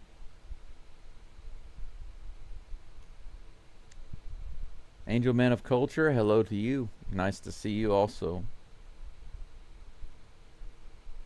Here comes the pitch. Rifled right to the third baseman. It looks like it's going to be a double play, and it is. Altuve ripped that one down the third baseline, but right at the third baseman, and that is going to eliminate our base runner. Creates another lobster. 2 away. Carlos Correa comes to the plate with 2 outs.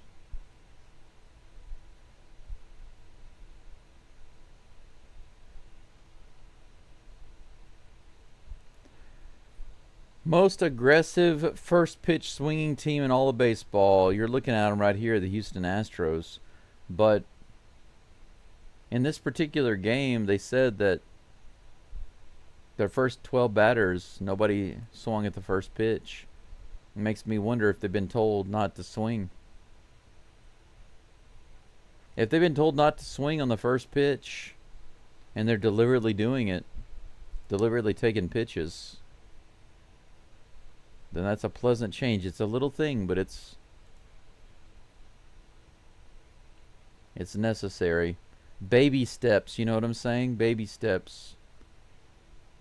Don't swing at the first pitch is not an overall great strategy, but when your team is number one in swinging at the first pitch and chasing pitches, then it's a necessary first step to correcting things, so I'm okay with it. 0-2 is the count to Correa. Pitcher wants a new ball. But they're going to call a timer violation on the pitcher, so the count will move to 1-2.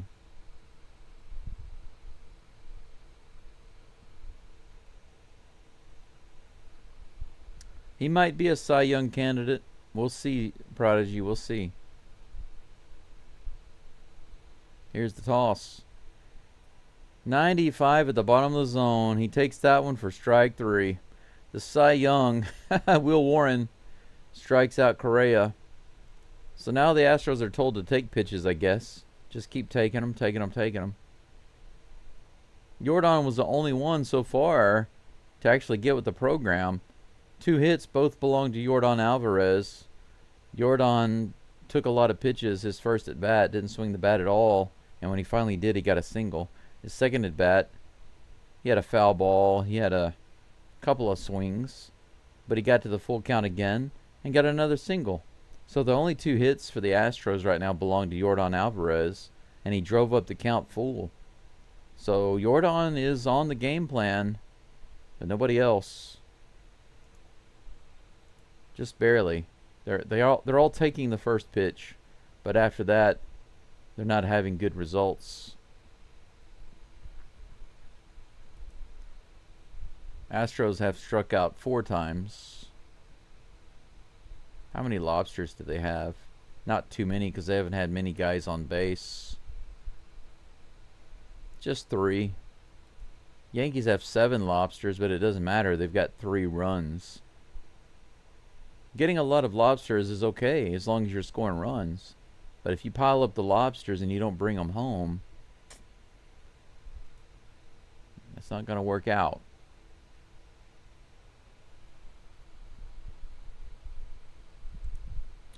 Angel asks, do you think that we need a different pitching and batting coach?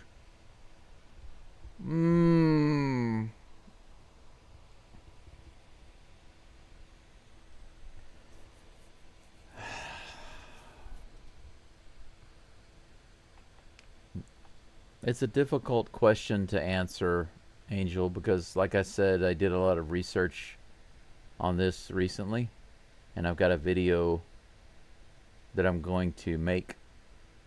I didn't make it yesterday because I put a priority over making writing my next chapter for my novel, chapter 40 of my historical novel. I really wanted to finish that yesterday, and I was having some pain, so I went to bed after that. Aaron Judge is at the plate. First pitch is on the way. He hits this one out deep to right center. Sanchez is able to grab it and put it away on the very first pitch. 1 down. Cody Bellinger comes to the plate with 1 down here in the top of the 5th. But if I wanted to give you a simple answer, I guess I would say that I think that the Astros are going to be changing their changing their batting coaches, because at the very least they need the appearance of change happening. But I believe that there is a problem with the leadership holding the Astros to disciplined batting system practices. Here comes the 0-1 pitch, swing and a miss, 0-2. No balls, 2 strikes to Bellinger. So I believe that Dana Brown has to apply more pressure to Espada. That's hit out to left field, all the way out into the corner to the wall. Alvarez gets it right in the corner. Look at that. Nice play by Alvarez. A little running catch right at the scoreboard in left field in the corner. Out number 2. Nice. Jazz Chisholm comes to the plate.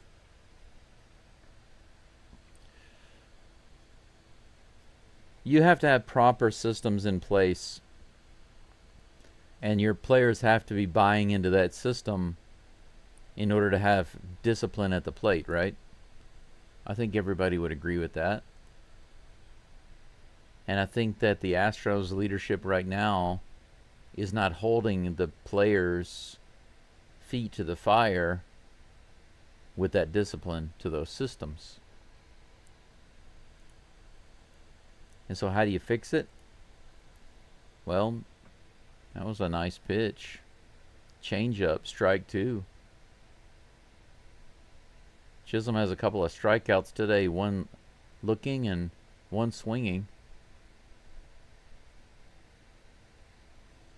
But if your current coaches are not going to hold their feet to the fire and discipline the players, then you got to pull somebody in who will. So it's possible they got to let them go.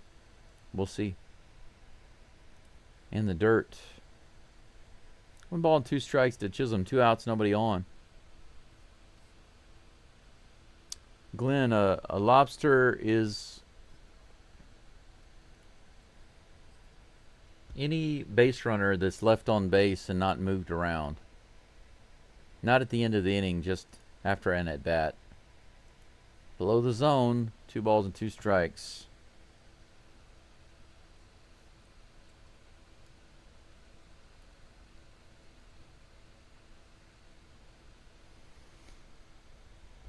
Here's a 2-2.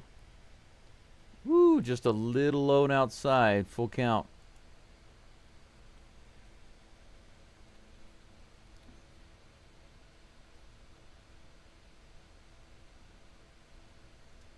Here comes the full count. Fouled off the sinker. Count remains 3-2.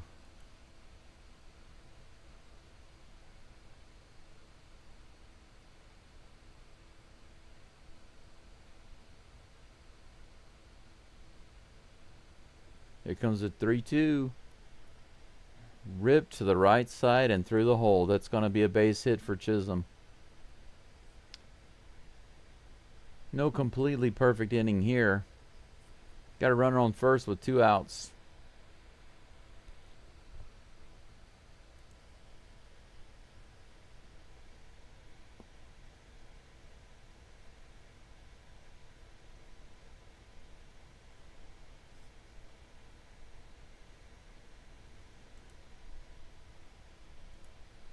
Giancarlo Stanton back at the plate. Takes that first pitch, 88 miles an hour, right in there for strike 1.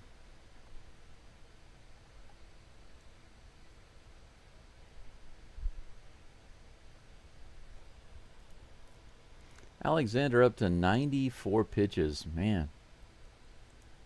That one's low and outside. The check swing, they say, did not go. It's 1-1.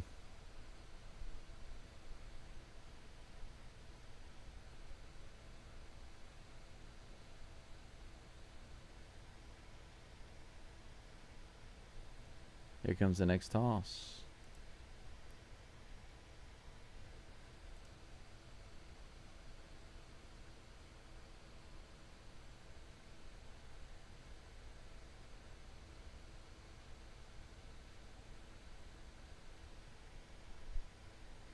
Two balls, 1 strike. Alexander throws it over to first base. The runner gets back. No problem.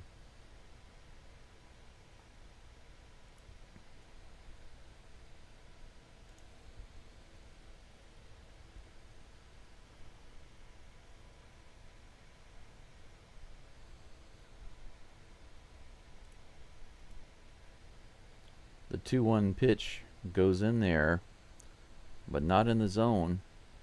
3-1 to Giancarlo Stanton. 98th pitch of the game coming up for Mr. Alexander. 3-1. Chisholm is stealing. This is chopped to third. Should be easy for Correa. Fires it over to first base, and that's out number 3. So Alexander does get through 5 innings. That'll be it for him for the day, I'm sure, at 95, 96 pitches. He's given up 3 runs through 5. We go to the bottom of the 5th. The Astros down 3-0.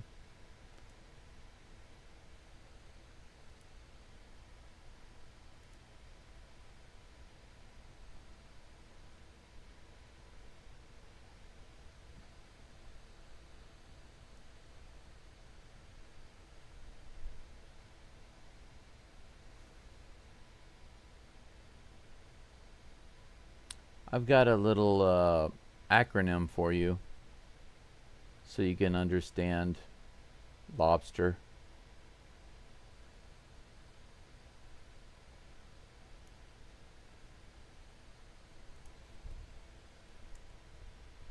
I'll share it with you in just a moment.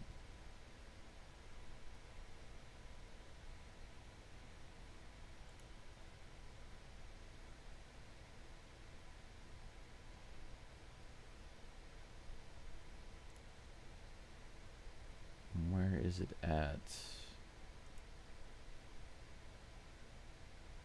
There it is. Okay.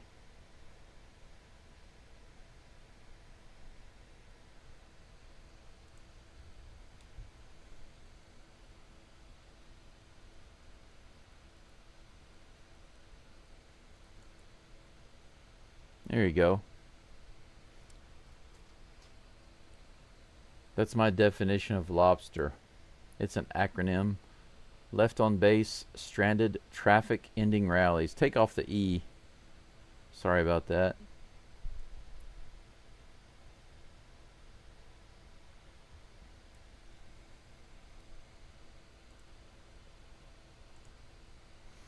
Left on base, stranded traffic ending rallies. That's my definition of a lobster. It's not the guy is stranded at the end of an inning, stranded on base at the end of an inning. It's every opportunity that was missed to advance the runners on base. So if you have bases loaded, no outs, and Yainer Diaz grounds out, that's 3 lobsters. And then the next batter flies out. That's 6 total lobsters. If the next batter strikes out, then that's 9 total lobsters in 1 inning. In other words, 3 opportunities to move guys around, or 1 opportunity to move around 3 guys. None of them were moved around in any positive way. That's 3 lobsters. So in total, there were 9. 9 failures. These can add up very quick. Jesus Sanchez is at the plate now. Whoops, just missed a pitch. 1-1 is the count to Sanchez. Shrewdly, thank you, sir, so much. Go into TV mode. Have a great night. Thank you, sir. Thank you so much. Enjoy your day in the game. Hopefully it turns out better. That's a sharp hit. Really hard hit to the right side. Picked up by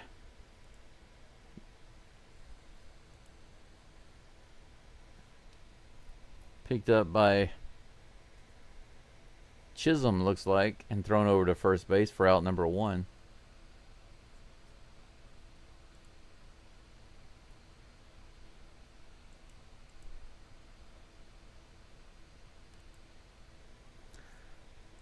First pitch swing by Yainer Diaz, and he blasts it out into left center field. That's the first one of the game for the Astros.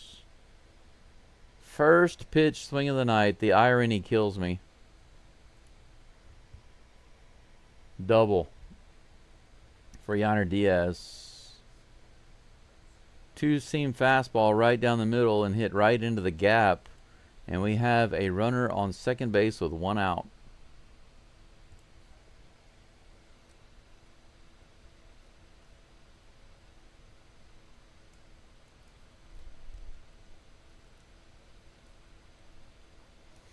Shrewdly, thank you so much. I really do appreciate that. Super. The Batman Victor Caratini is at the plate with Yainer on second base.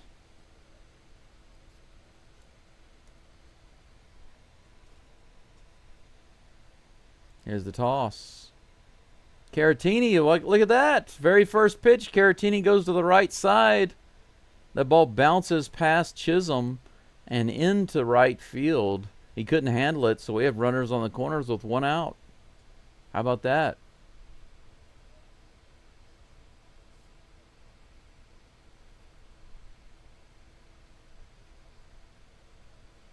Yeah, me too, Gregory. It sucks to see the Astros down 3-0 and the Yankees are still batting. Yankees are at the plate. That's terrible.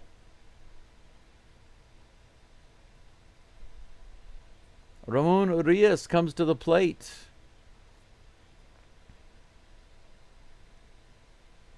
Runners on the corners with 1 out. Here comes a pitch. He hits the first pitch into right center field all the way out to the warning track. That's going to score a run.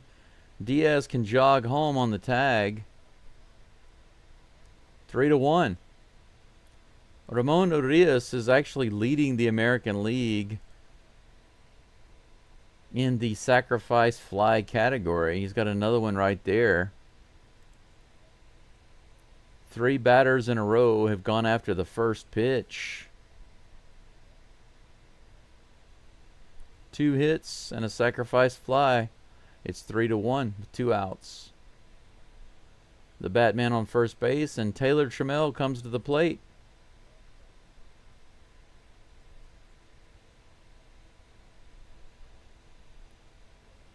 Come on, Tram. Here's the toss. He goes after the first pitch. 94 right in the zone. Fouls it off.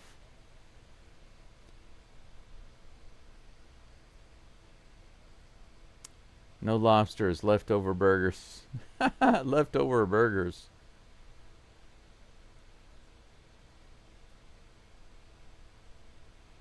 Alejandro says, I'm so glad I didn't get those tickets for the game. Well, you can't give up on today's game already.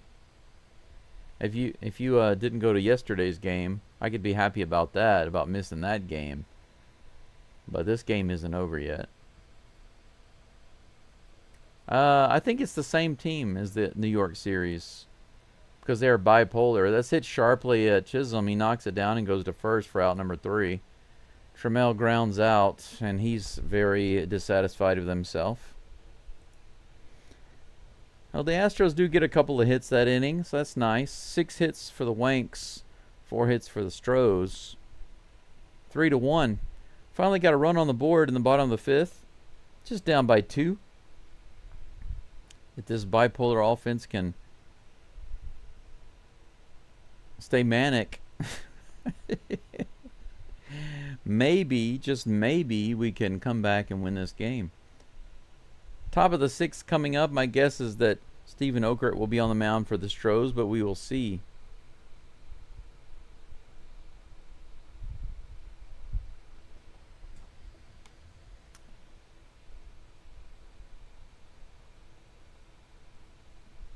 Well, yeah, Alejandro, basically, if you look at the batting coaches that we have right now, we've had them for 7 years. And they were good, but they become complacent, in my opinion. They've become too relaxed, and tenure has caused them to become a little complacent. I think that's the problem that the Astros organization has, and it's been that way over the past couple of years. So you're absolutely right. I agree with you. You said we need to make some moves with management as well. I think it's going to be a necessity. Unless management is forced to crack down on the players and their training and their systems and their patience, their discipline. If they don't make those changes, then we have to change. We have to make management changes. We just have to.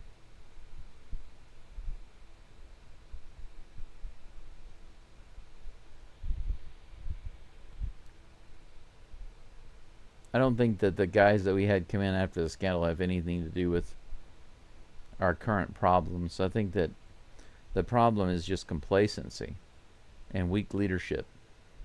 They've become The players are kind of in charge.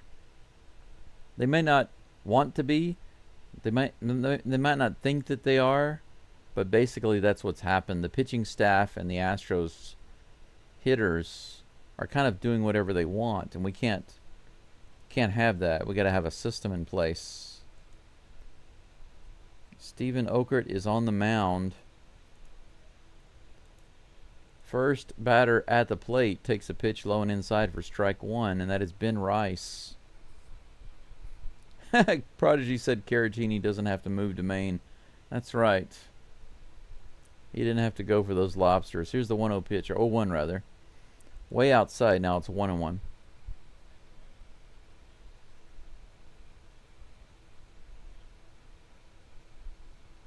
Abel's right. If we can keep chipping away, I think we can win. Just hopefully the relievers can lock it down. That's hit into center field. Trammell comes in, but he can't get it. That's a leadoff single to center. Ben Rice is on. Austin Wells comes to the plate.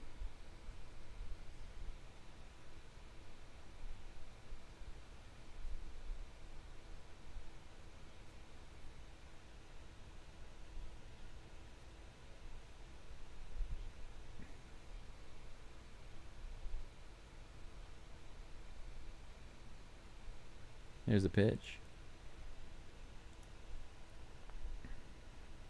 Strike one to Austin Wells.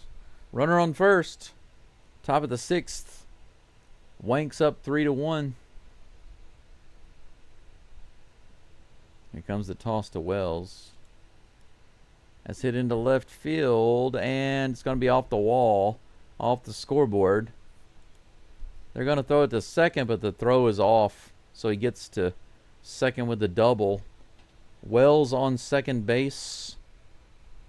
Rice on third. No outs. Two batters, two hits. A single and a double.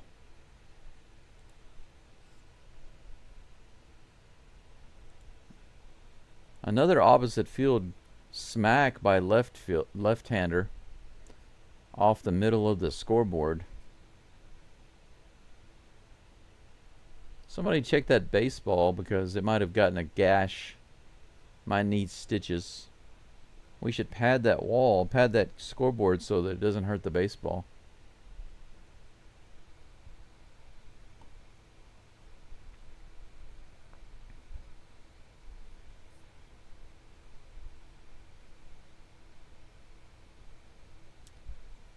Yeah, I say let the past lie. We don't need AJ Hinch back.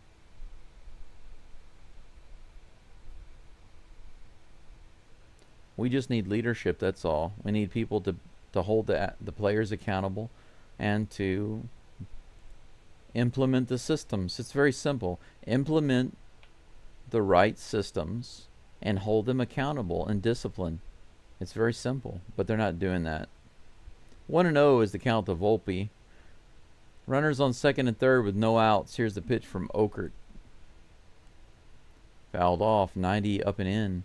Count is even, 1-1.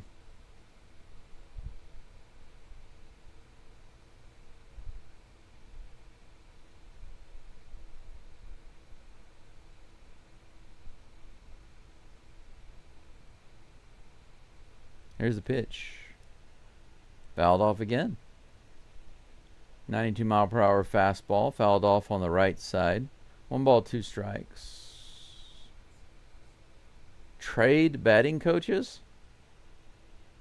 You don't trade coaches, just hire them. Fire them and hire them. Trade batting coaches. Yeah. Call up another team. Can you send us your batting coaches? We'll give you ours. I don't know about that. 2 balls and 2 strikes. Daryl, you really like that joke. Not fried lice, fried rice. Here's a pitch. Swing and a miss. On the 2-2 slider, Volpe goes down, and that is a first strikeout and out this inning for Fried Okert. Sneaks it in the back door. Good evening to you, Blue Devil. Good to see you. Here's the toss. That's up the middle and caught by Taylor Trammell, and that's going to be a tag. He brings it in, but the Yankees get a run. That's the first run that the Yankees have scored this entire series that's not from a home run. 4-1. Out number 2. That ball curved and Trammell went to his right, then he came back to his left and had to slide to get it. Runner on second, 2 outs for Trent Grisham. 81 on the inside, strike 1.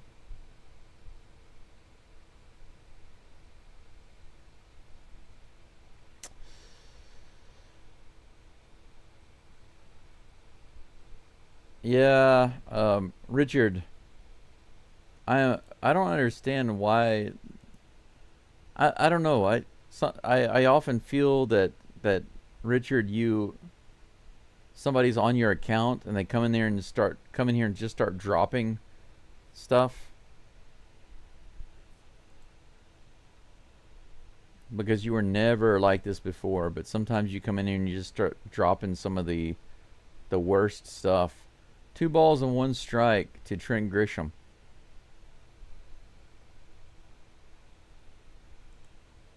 Ort is warming up, unsurprisingly, out in the bullpen. Here's the pitch. 81 at the top of the zone, strike 2, 2-2. Alejandro. Might as well bring up the entire coaching staff from AAA. Why not? That would be an interesting trade. Send Espada and all of the other Astros coaches down to AAA and have the AAA coaches come up. That would be interesting.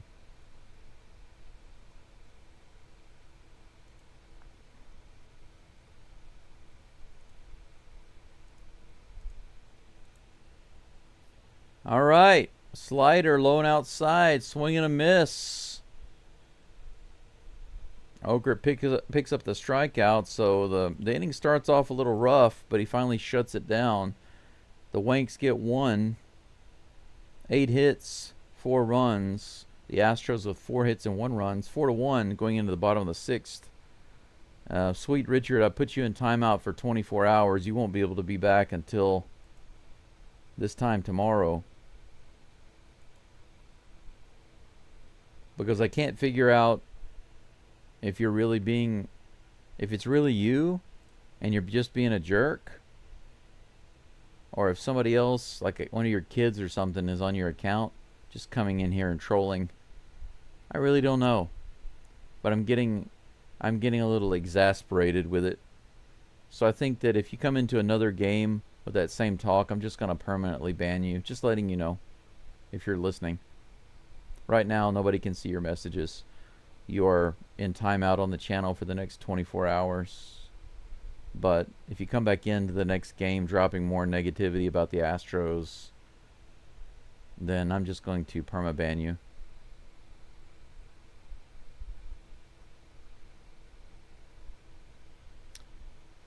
Yeah, the Red Sox lost also. Let's take a look at some of the scorers around the league. I think that would be interesting. Let's do that right quick. Wow. The Reds put up a good fight against the Blue Jays. Scored 9 runs, but they weren't able to match the Blue Jays' 13 runs. That would have been a really nice victory, right? I mean, it's the bottom of the 9th. It's not over yet, but they've got 4 runs to overcome there. The Rays beat up the Mariners. That's nice. They've won that series, I believe. 9-4 in this game. Royals and the Angels tied up. Doesn't matter so much. Cardinals over the Athletics. I wonder if the Rockies and the Giants will fight again today. It really wasn't much of a fight, though. They just kind of pushed each other. Unfortunately, the Tigers beat the Mets 6-2. They're up to 81-60. They are pretty much out of the reach of the Astros. I don't see the Astros catching the Tigers at all. The Strangers lose 2-0. Pretty weak effort there. I like it.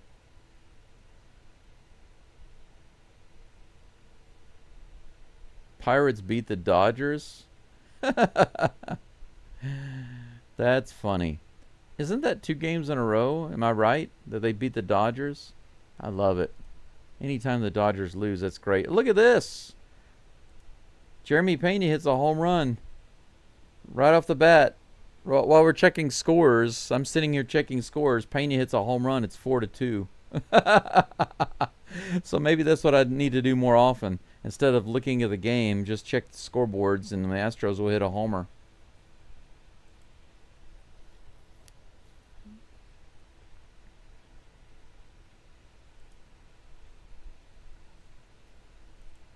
Wow. Will Warren is still on the mound for the Yankees. Take a look at this. Hanging sweeper. Right in the middle of the zone. Straight out to the Crawford boxes.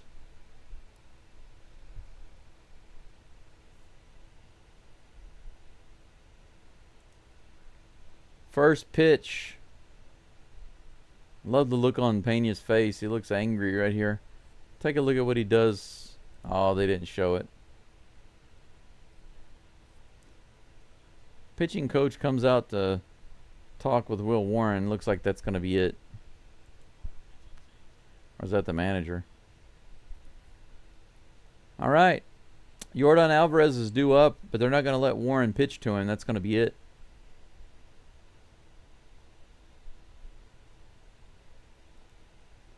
Got a break. Jeremy Pena knocks Will Warren out of the game with a home run. They're like, oh, heck no. We're not going to let you pitch like that to Yordan Alvarez. Just like that, the Astros half the lead. 4-2. Whew. I need to go grab another drink. That last drink wasn't enough. I did not make any coffee this morning for a couple of reasons. But I'll be back in just a moment. Go Astros.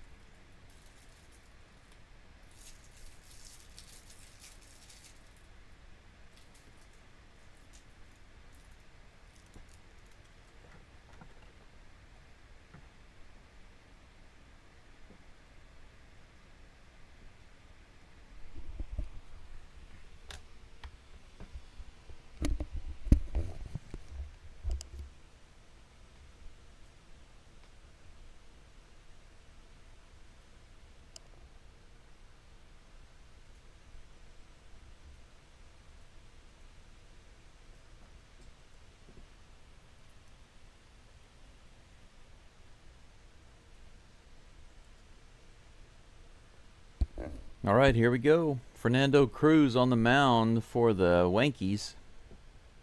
First pitch. Splitter, swing and a miss by Yordan.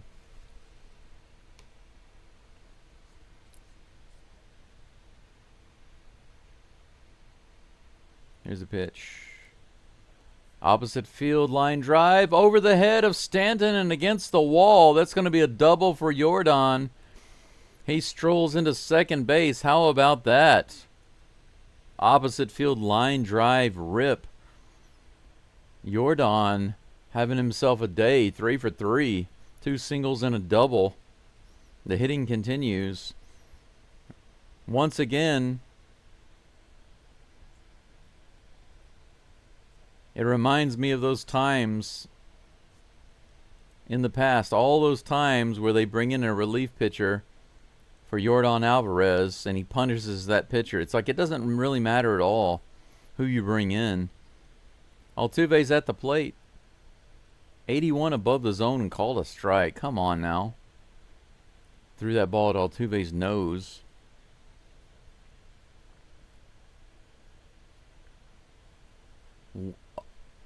Oh, 0-1 is the count. Here comes the toss. Altuve shows bunt, pulls back, and it gets past the catcher. Alvarez takes advantage. Heads over to third base.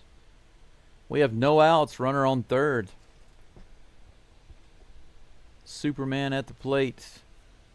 Let's see the Altuve snap. That was off the plate.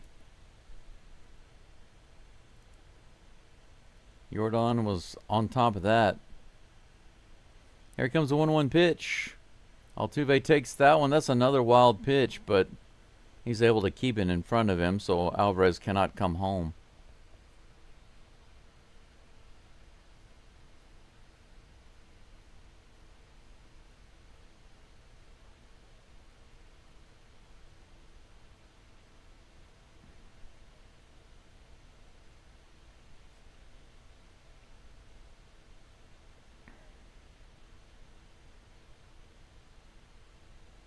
Here's the pitch.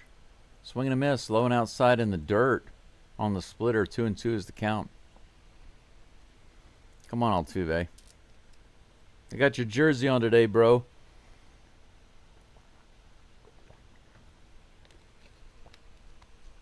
That's right. No lobsters. No flounders. None of that. Come on, Altuve. Service up a ribeye. Here goes the 2-2 pitch. Grounded to the right, the left side. Terrible throw to first base. Altuve is thrown out, but Yordan scores.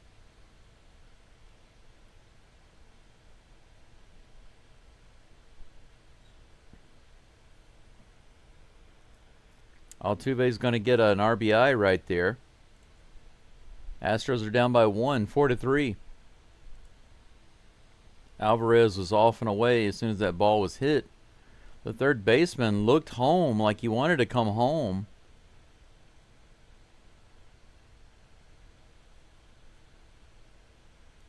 Correa at the plate. Nobody on. Just below the zone. Holy cow. At the ankles. Called a strike. He calls timeout.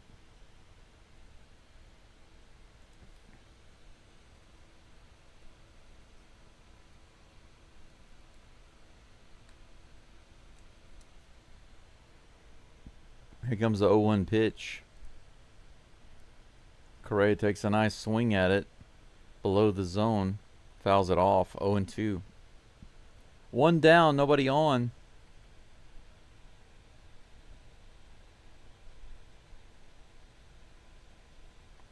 Two runs scored this inning so far. Solo homer. Sacrifice grounder by Altuve. Correa goes down.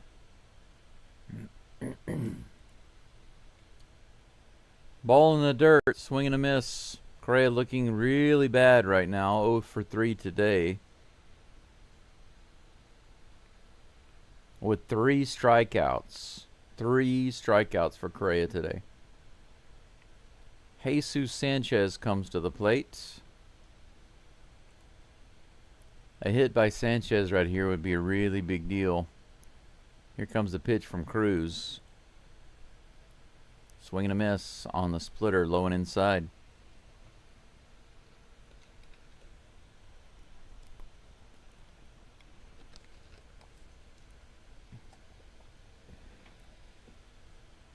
Oh, 1 pitch. Here's the toss. Splitter low and inside again. This time fouled off. Count remains 0-2. Yainer Diaz on deck.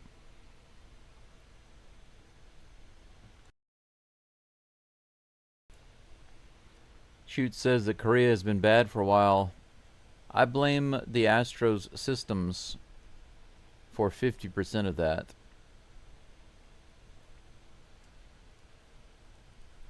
Here comes the 0-2 pitch to Sanchez. Long delay by the pitcher. In the dirt. 1-2.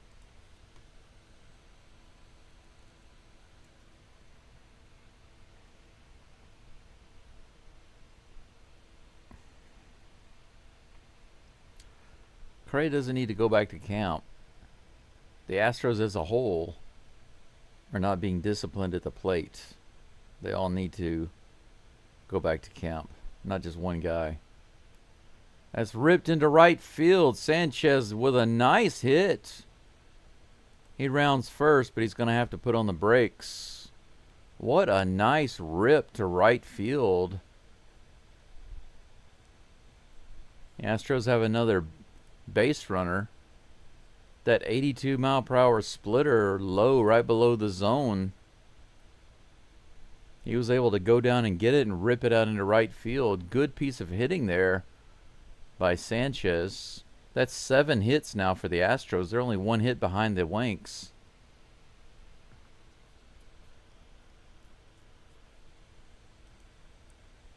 Pitching coach is now out there on the mound having a little chit chat with Cruz in the infield. Well, to say that our pitching and hitting needs work, the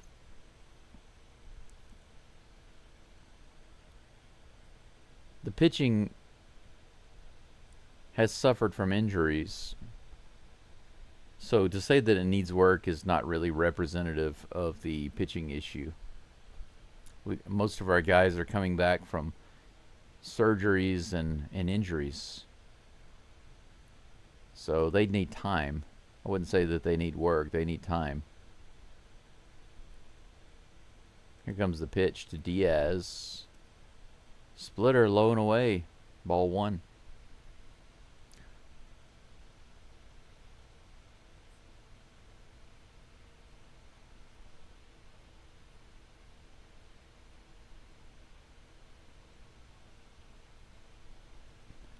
Absolutely.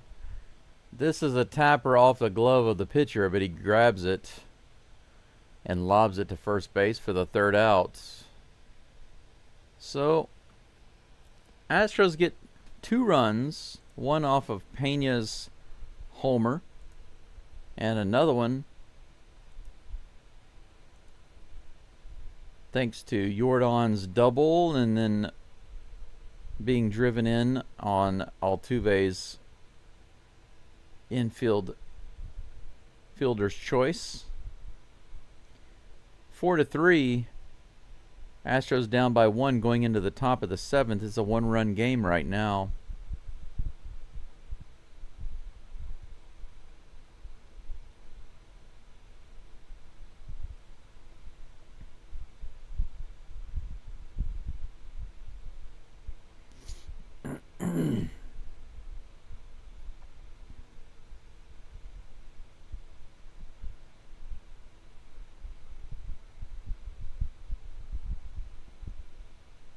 Kind of wondering why a guy can be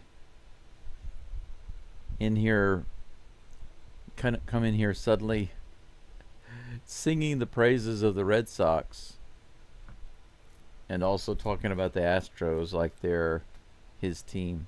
That's interesting. That's right, Prodigy. A 2-run home run would take the lead. Abel's right, showing signs of life. Ain't going out without a fight. They're fighting a little bit. They're not wanting to go out. Shoot calls 5-4 Astros. It'd be fine with me. It'd be nice to have a comeback. How nice would it be for the Astros to have a comeback victory? I don't remember the last time we had a nice comeback victory. Well, Blue Devil, that I think that answer is obvious. Lots of teams have a chance. So, of course, the Red Sox have a chance. Do I think that they'll take it all? No, I don't think so. I think they have a chance, but I don't think they'll take it all. Caleb Ward is on the mound for the Astros. But do they have a chance? Yes. Could they? Yes, they could.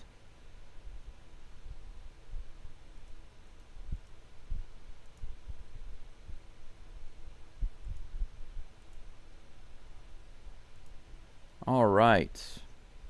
First batter for the Yankees in the top of the 7th is Aaron Judge. Swing and a miss. 85-mile-per-hour Swiffer below the zone. 0-1's the count. Alejandro, I really don't understand at all that comment that you just made. Here's the pitch by Ort. Bounced foul by Judge. That's 0-2.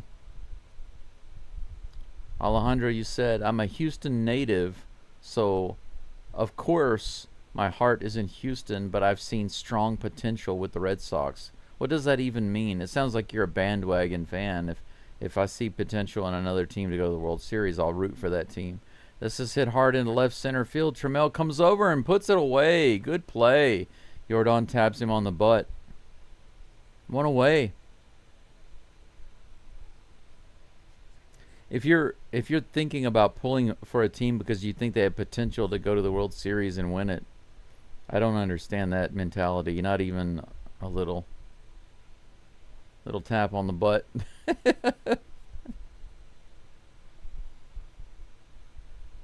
Next batter, Cody Bellinger. He shows bunt and then takes a strike. 0-1 is the count.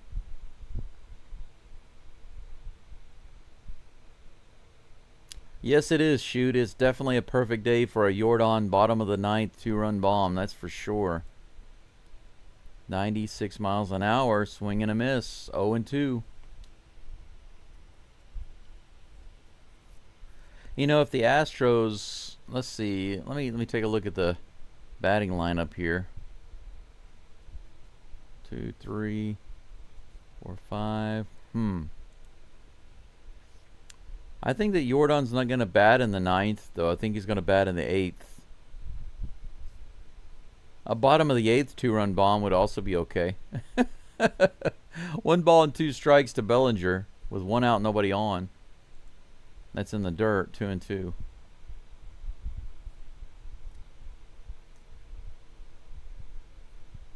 Well, I don't think that anybody has to root for any particular team. Like my brother and I were basically kind of raised early on in the same area in Houston, you know. This is hit high in the air in center field. Trammell is right underneath it. And he puts that away easily for out number 2. Jazz Chisholm comes to the plate in just a moment. So I don't think that any particular team, just because you're from a particular city doesn't mean you have to cheer for that particular team. It is a little strange to me when a person doesn't cheer for their local team, but it's still fine. But if a person says, well, I'm from Houston, and of course I love Houston, but this other team shows promise, potential of getting to the World Series. I mean, literally what you're saying is, because this other team shows potential of going all the way to the World Series, I'm thinking about cheering for them. What? That's what it sounds like to me. I don't know if that's what you're saying or not, but that's what it sounds like. And it doesn't make any sense. This is hit high in the air on the 0-1 pitch. Correa is underneath it. And he puts it away for out number 3. Nice. Caleb Ort comes off the mound with 3 fly balls and gets it done in the 7th inning.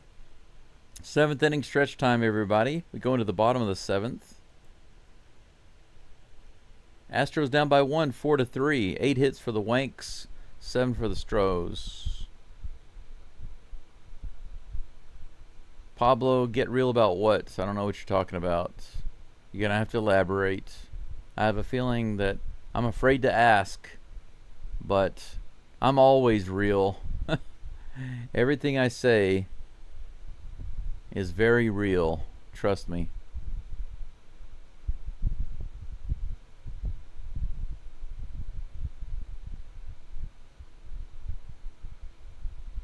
Elvis, you're right. Winning this one and starting a winning streak would be nice, but if the Astros win this one and they go on a winning streak and they show consistent plate discipline, then that will show me that they have made some real changes off the field. And that will be a very good sign. We could go deep into the playoffs and even to the World Series. But without those systemic changes and discipline off the field, and with it pouring over into the games on the field, without that, the Astros are a complete coin toss every single game. But we'll see. We will see. Well, I think everybody has the potential to be awesome, but thank you. Yep, defense shut it down, Daryl. That's right.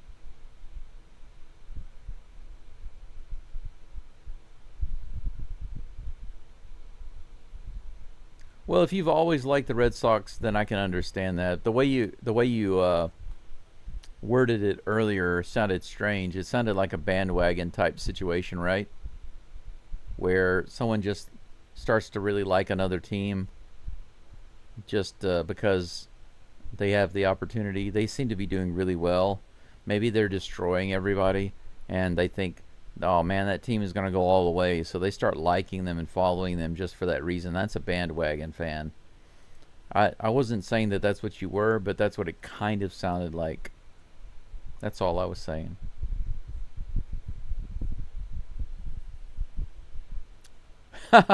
Prodigy, if Alvarez bats twice in the 8th inning, I will be one happy camper, and I'm sure you will be too.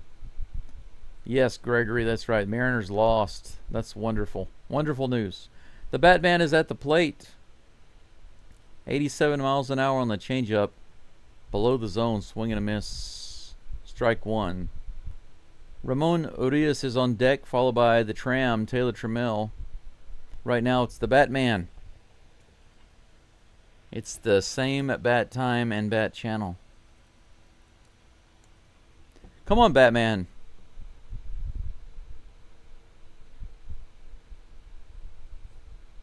Glenn, that's funny.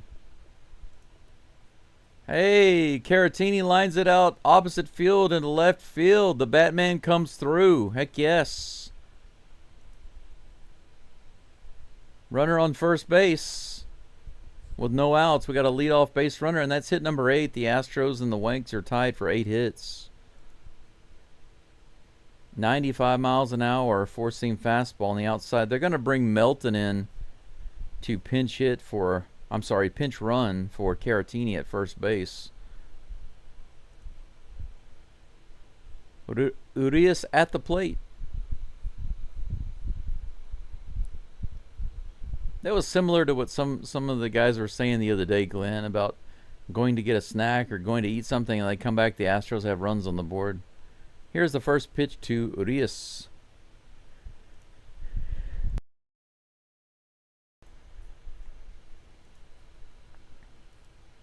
Foul ball. Right in the middle of a sneeze. I had to mute the microphone there.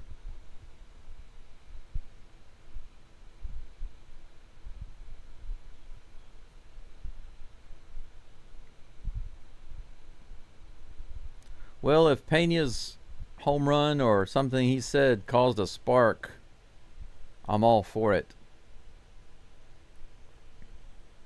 Fouled off into the crowd for strike 2. 0-2 to Urias.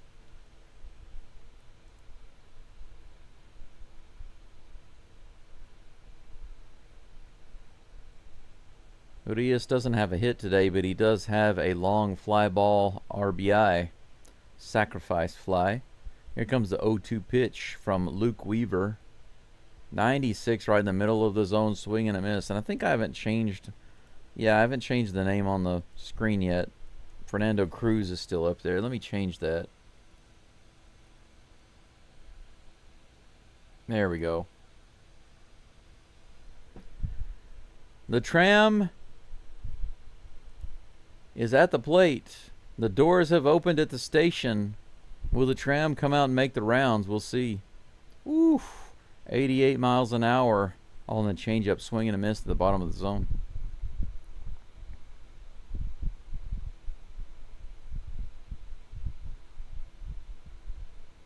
Yeah, I never cared for the Wanks either.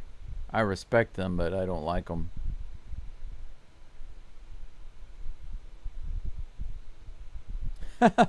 Go-go girls. I wish I had some go-go girls to dance around here. That'd be great. Maybe I should hire some. That would make my subscriber count go up to like 100,000 or 200,000 or more if I had girls to dance here. Here comes the pitch. Tap foul. 0-2 the count to Trammell. 1 out. Caratini on first. Absolutely, Abel. Let's do this, baby.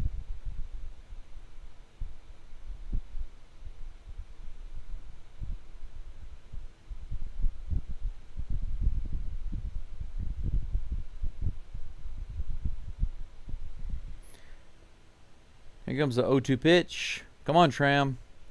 High and outside, ball 1. 1-2.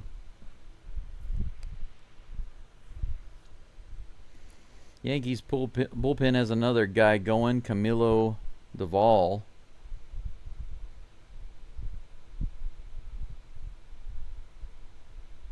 Here's the toss. It's hit up the middle, and it's going to be lined out to the center fielder. Melton will have to go back to first base. That's 2 down. And Jeremy Pena comes up to the plate. Had a solo homer his last at bat. First pitch. Going to a go-go.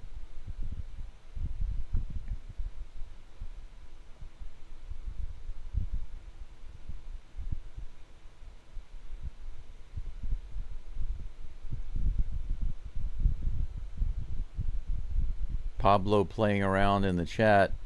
I saw you recall that message. I saw it. Low and outside.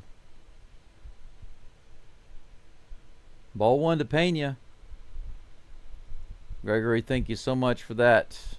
Thank you. Gregory says supporting your channel with the $5 super chat. Thank you so much. Here's the pitch to Pena, the 1-0. 97 right in the middle of the plate, swing and a miss.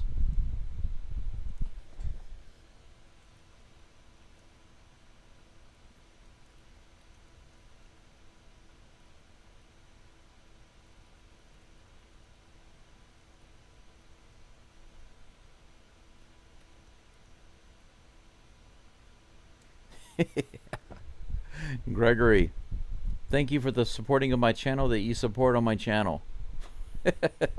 Thank you so much, sir. I appreciate that. 1 ball, 1 strike to Pena. Here comes the toss. Ooh, man, that was close. 97 miles an hour. Right on that outside edge. He didn't get the call. Pena got lucky there.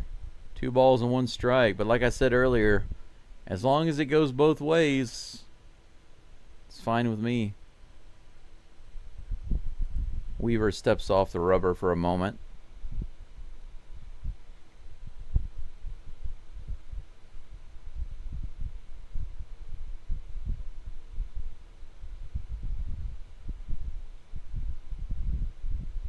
There's a pitch. 97 up and in. Almost got Pena. 3-1. Thank you, Alejandro. I appreciate that. Yeah, I appreciate you subbing. I already knew that you subbed because you can't talk in the live chat unless you've been subbed for at least 10 minutes. But I do appreciate it. Thank you so much. Here comes the pitch. Low and outside, ball 4. Jordan will come to bat. Jordan will come to bat. So because of this, there's a very real possibility that we could see Jordan in the 9th inning after all. It's possible. Maybe we see Jordan twice in the 7th. Maybe so. We got 2 runners on with 2 outs. Jordan is 3 for 3 today with 2 singles and a double. They're having a meeting on the mound right now. Umpire's like, hey, you know what? I know it's Jordan, but you got to break it up. You know what I'm saying?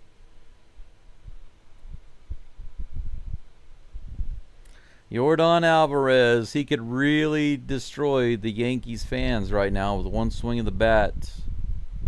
We definitely need his emoji. I haven't added it because we were still 2 members shy. I might have to get rid, if I don't get any more members,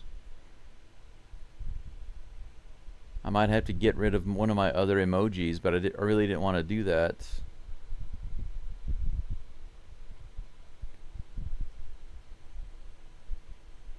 Here comes the pitch. 89 below the zone. Pablo is gone. See ya, Pablo. 1 ball, no strikes to Jordan.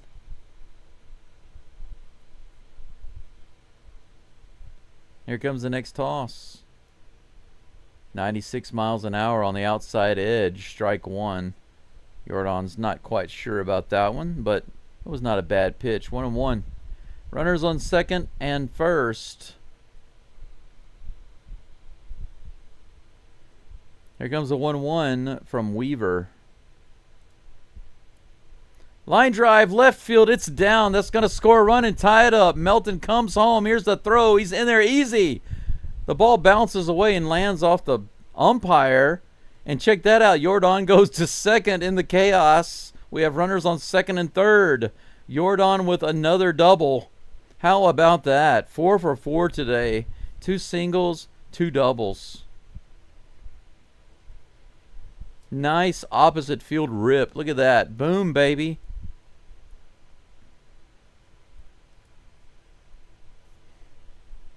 Nothing but line drives coming off of Jordan's bat today. Over 110 miles an hour on most of these. The big man does it again. We're tied up 4-4. The comeback is almost complete. Altuve's at the plate waggling the bat. It's high. Ball 1. They're going to say that that's a single for Alvarez with an error. They got him to second base. This is his 10th 4-hit game. Come on, Altuve. Here's the 1-0 pitch. The crowd is pretty lively right now. 95 a little high. 2-0. That could have been called either way. Look at this. Stanton bobbled it just a little bit and then didn't make a really good throw. Altuve steps out of the plate. Steps out of the box, rather. Still Viper, thank you so much. We eating lobster tonight, baby. Bring them home. Bring them home. Thank you so much. Altuve shows bunt. Wow, bunts it foul. Altuve tried to lay down the surprise bunt on the 2-0 count. Wow. Altuve goes with the shock factor there, but it doesn't work out and he fouls it off. But it's 2-1. We still have guys on second and third. Altuve trying to go surprise small ball there.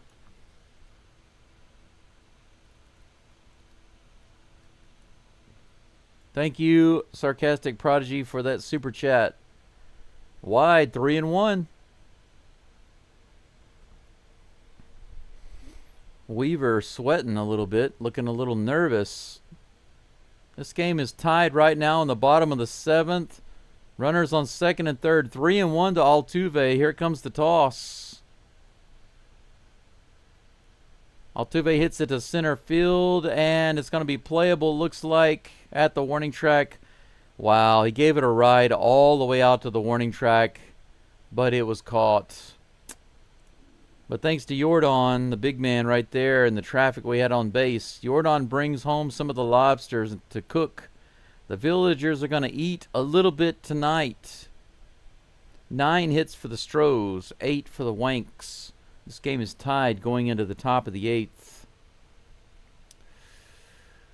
Whew. Still Viper with the $10 super chat. Thank you so much. I hope we get some more lobsters to eat. Sarcastic Prodigy with another $5 super chat. Thank you so much for that.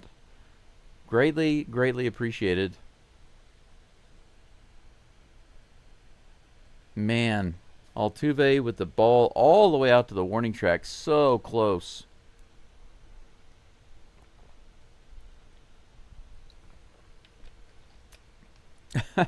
Astros are second on your list just because of Jordan, but without Jordan, maybe they move down to third.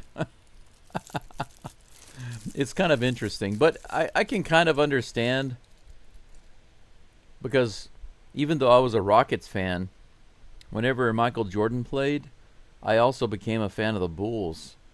Why? Well, because Michael Jordan. Michael Jordan turned a lot of people into Bulls fans. But after Jordan was gone,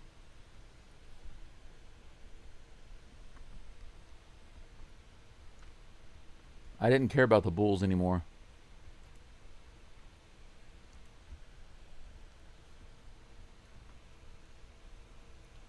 Absolutely, Daryl, we got a new game.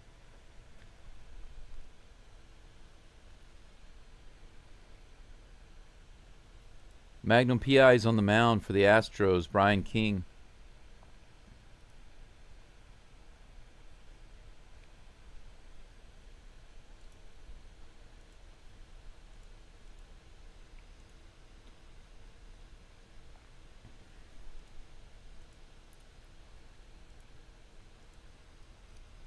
Come on, Mr. King.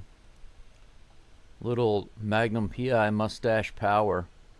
He's got the hair, he's got the stash, and he's probably got the Hawaiian shirts at home. He's got the gun. Let's see you use it. Here's the pitch. Swing and a miss. 92 miles an hour. High fastball. Strike one. Yeah, it just got real. That's right.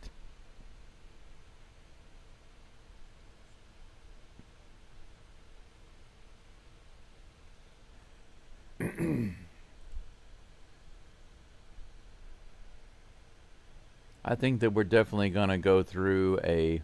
Christian Walker's in, by the way. He's over at first base.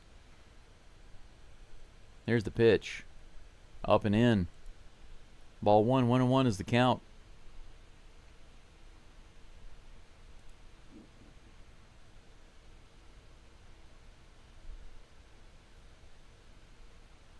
We're definitely going to have some division changes, I think. This is hit high in the air on the infield. Walker's underneath it. He gets a little bit of work right after coming in the game. Caratini's no longer on first base. He was taken out for the pinch runner, Jacob Melton, and then at the beginning of the top of the eighth, Walker took over at first base.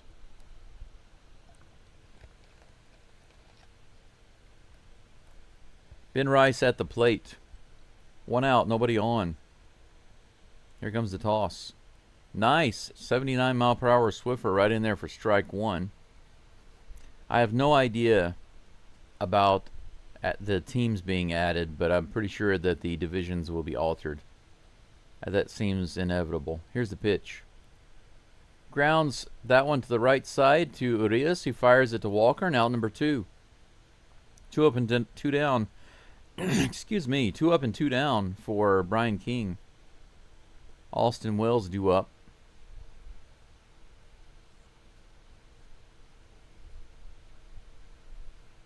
Let's see here. You want MacGyver, Glenn? MacGyver works too, but Brian King is the resident Magnum PI of the team. Nice. Another start with a strike, a Swiffer. 0-1 to Austin Wells. Whoa, Rusty Gamer comes in with a $20 super chat. Let's go Stros, he says. Here's the pitch. Ground ball to the right side. Walker grabs and steps on the base. 3 up and 3 down for Magnum PI, baby. Solid 8th inning. Less than 6 pitches, or about 6 pitches. And King does it for the Astros in the 8th. And we've got Brian Abreu all rested and ready to go for the 9th. All we need is one more run. But Rusty Gamer, thank you so much for that awesome super chat. $20. Let's go Stros indeed.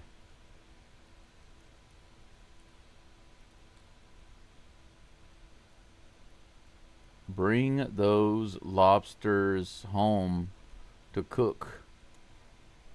Thank you so much. I appreciate that.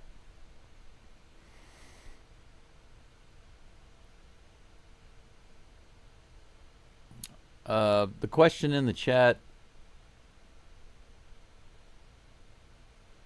is by Nikapoo. Do you think the Fromber incident was on purpose? If you're talking about crossing up Cesar Salazar with the pitch, I think that he did it on purpose. I think that he's that Fromber is a narcissist. You don't do stuff like that if you don't have narcissistic tendencies. That's a terrible thing to do. You could really hurt somebody. And it looked so obvious that it was on purpose. And because of Espada being political and avoiding the questions in the interview and the pregame show, I feel pretty assured that it was intentional.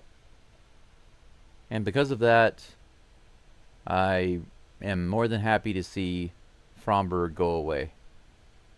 I don't want him on this team anymore. Because I think when you do something like that, I don't think that's a one-time thing. I don't think you just go, well, you know, it was a mistake. I was upset. I was angry. You know, and he didn't even do any of that stuff. And when he did it, he just walked away, just turned his back on Salazar, didn't apologize or nothing. It was obviously on purpose. Why would you deliberately try to cross up and hurt your catcher? You know? Any of your teammates. Valdez is kind of a cancer on the team right now that needs to go away. That's my current feeling. Yeah, he's just looking for the money. But he's full of himself. Casey says, I drive home and they add 3 runs. That's right. Correa's at the plate. 84 below the zone, swing and a miss. Correa has been struggling this game. 3 strikeouts. New pitcher on the mound, Devin Williams. Here comes the 0-1 pitch to South Correa. 84 below the zone. He fouls that one off.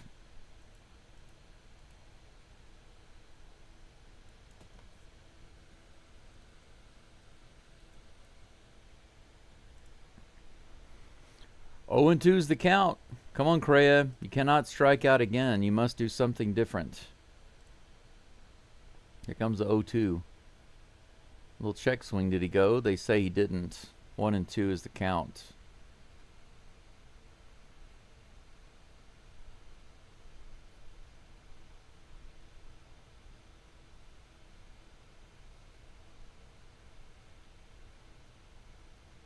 Here's the pitch.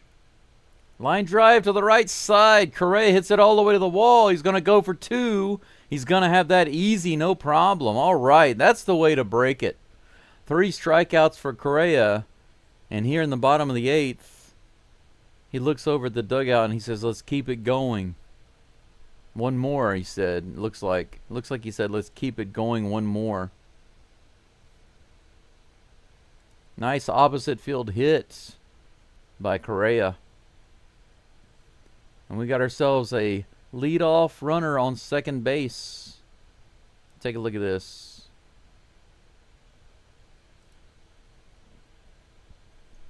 Ten hits for the Astros now. Sanchez at the plate. He had a nice hit his last at bat. He ripped it into right field. Here's the pitch. Whoa, up and in. Ball 1.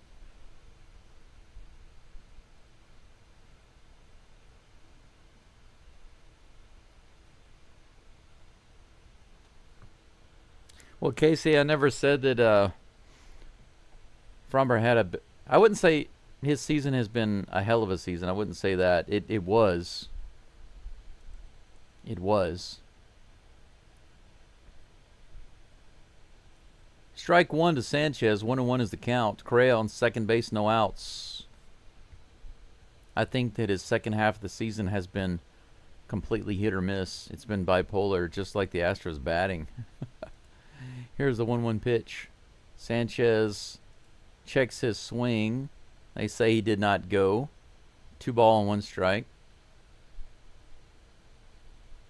Look at this. He's smiling about it. Look how close that was. He's like, yeah, I didn't go, did I? 2-1. Low and outside. Checked his swing that time. Again, they say he didn't go. 3-1. He's like, yeah, he's smiling. Astros commentators said, is Sanchez ever not having a good time? It's kind of rare. He's holding back. Here's the 3-1. Ball 4. Nice at bat by Sanchez, holding up on those pitches outside the zone. And he takes the walk. 5-pitch walk by Devin Williams. Yainer Diaz comes up with runners on first and second.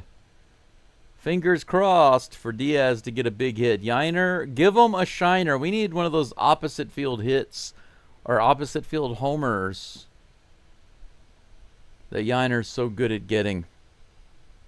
Come on, Yainer, you can do it. First pitch from Williams on the way. In the dirt, ball 1.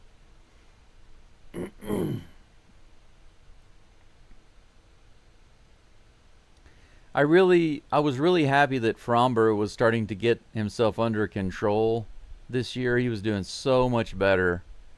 But when he started throwing his teammates under the bus, then I got a little bothered by that. Here's the 1-0 pitch. Ooh, 84 changeup at the bottom of the zone, swing and a miss. 1-1 to Diaz.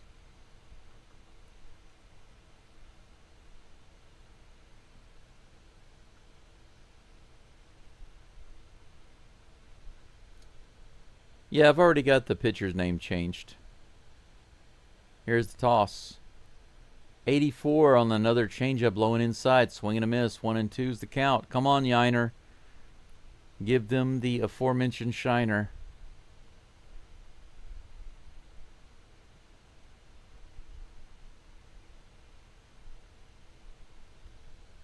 Here comes the 1-2. Grounded foul down the third base side. The count remains 1-2. If Fromber continues to do poorly and have bad outings, that's definitely going to hurt his bag. If he doubles down with his attitude and throwing his teammates under the bus, that's really going to hurt his bag too. A lot of people are not going to be willing to deal with that. Here's the pitch. Yainer takes that one. Good take. Another changeup low and inside. 2-2. I really do believe that Fromber has already peaked. So anybody who pays him a lot of money right now is not going to get his best. I think we've already seen Fromber's best. That's my opinion. Here comes the 2-2 pitch. Tapped foul at the plate. It stays 2-2.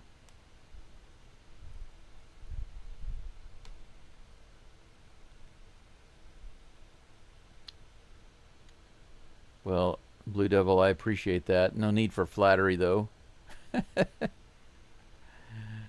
Angel, I'm going to pretend like I didn't see your message there. It's okay. Opposite field hit coming up. Opposite field hit coming up. A Yainer shiner. Here comes the 2-2 pitch from Williams. He fouls it off again at the plate. Yainer's doing his best. Bless his little heart. Getting scallops, no lobsters. Hey, listen, I don't mind. We got to bring the lobsters home. That's the thing. We got to bring the lobsters home. Creating a lobster is fine, but not bringing them home, that's the problem. We got to bring them home all the way without losing them so we can cook them and serve them up for the villagers. Come on, it's 2-2. Here comes the toss. Fouls it off again at the plate. Yes, this is what I'm like. I'm loving this. Yainer, just keep fouling the ball off. It's 2-2.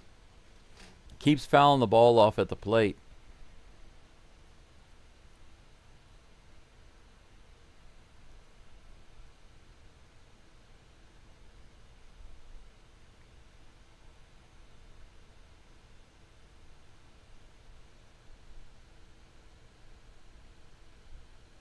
Well, no need to be upset. I appreciate the compliment, but I'm just saying that there's no need for flattery. I mean, I do appreciate it, but here's a pitch. Swing and a miss. He finally lost him. Finally lost him. And that's going to be out number 1 with a swing and a miss.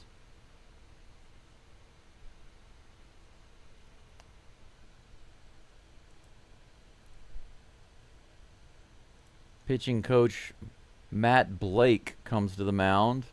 They're going to give Devin Williams a breather while they have a couple of guys warming up in the bullpen. Christian Walker is going to have his first at-bat.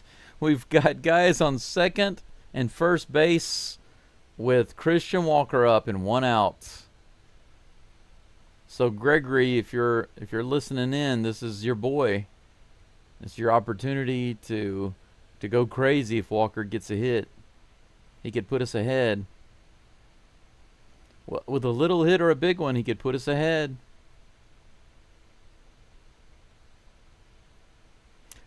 Yeah, Casey.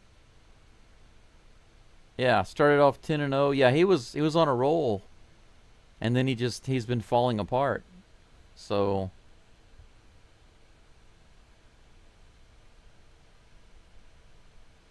pitching is one of those things, even batting. If you start off on fire the first half of the season and your numbers are crazy good, and then you just fall off and I don't want to say necessarily trash, but really, really poor the second half of the season, your overall numbers can still look good, but recency bias matters in baseball. 1-0 to Walker.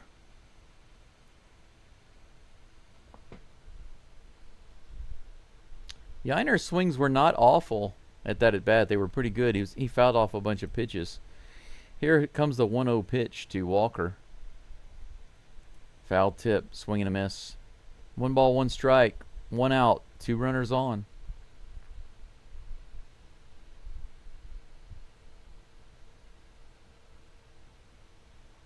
If Fromberg gets his head on straight, and somehow he actually is a good guy in his heart, then he'll be valuable to us in the playoffs. That's outside in the dirt, 2-1. Some butter with that lobster, please, and champagne. Serve it up. I don't eat sea roaches. Understood. I actually don't eat lobster myself. I like crab legs, but that's pretty much it. Here in Hiroshima, the fried oysters are really delicious. Here's the 2-1 pitch to Walker. Outside and low, 3-1. 3-1. Interesting to see what he's going to do here. Is he going to try to throw it in the zone to Christian Walker on a 3-1? This is a dangerous pitch. All right, here we go. Here's the toss from Williams. He throws the changeup in the lower outside corner. Walker takes it for strike 2. Full count. Full count. Yep. Blue Devil, I'm happy you're here too. I'm happy everybody's here. Outside, ball 4. Just a little bit off the plate. He threw him the fastball finally, but it was a little outside. The umpire didn't like it. He laid off. Look how close this was. Boom. About an inch outside the zone, and Williams couldn't believe it. Walker takes it and gets lucky with the umpire's call. It was a ball, but with this umpire, you never know, y'all. Ramon Urias tied for first in all of MLB with sacrifice flies. He's already got 1 this game. Bases are juiced for Urias with 1 out. Williams stays on the mound for the Yanks. The Wankies. Takes 1 inside. How awesome would it be to walk in a run? We could be on the giving end instead of the receiving end. 1-0 is the count. Here comes the toss. Grounded foul at the plate, 1-1.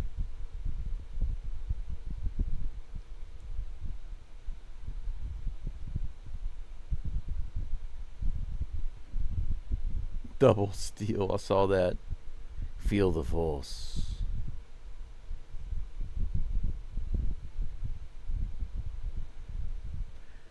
One ball, one strike. Here's the pitch to Urias. He taps that one foul down the third baseline. 1-2.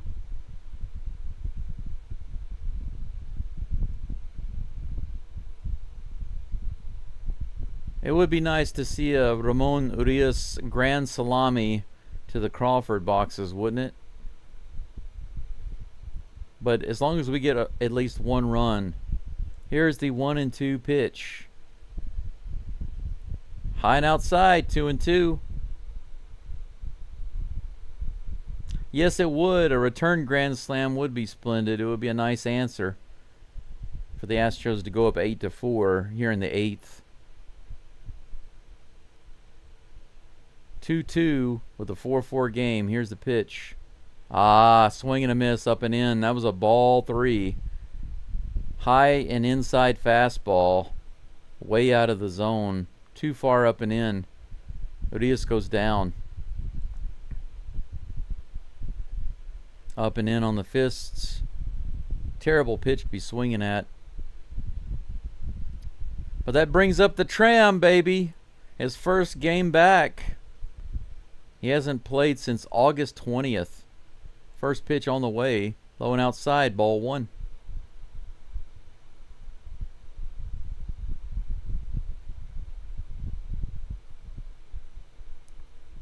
Jog in 4 runs.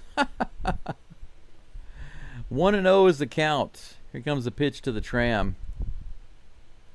High, ball 2.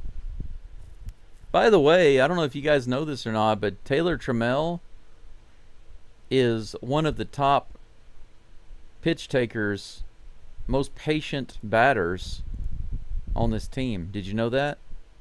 I didn't know that until just the other day when I was doing my research. Here comes the 2-0 pitch. Ooh, up and inside, ball 3. Woo!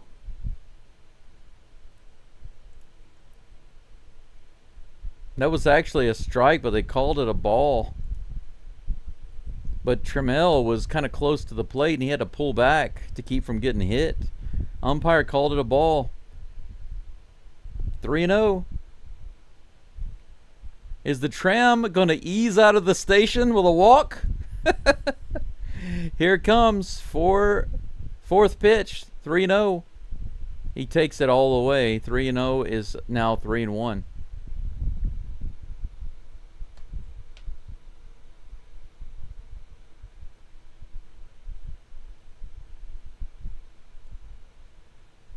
Three and 1. Here's the toss. Too low and inside. It's a walk. Trammell does it. The Tram pulls out of the station. And one Tram comes home.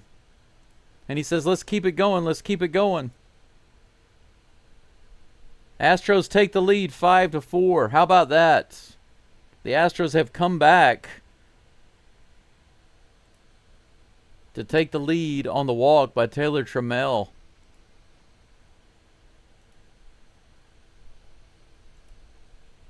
Absolutely. That's right. That's right. Let's keep it going. Absolutely, Fred. The Tram pulls out of the station nice and slow. Nice and slow. And that's going to knock out the pitcher, Devin Williams. And guess who's up to bat after the Tram? It's the Flash, Jeremy Pena, with bases loaded still. Never give up. Never surrender.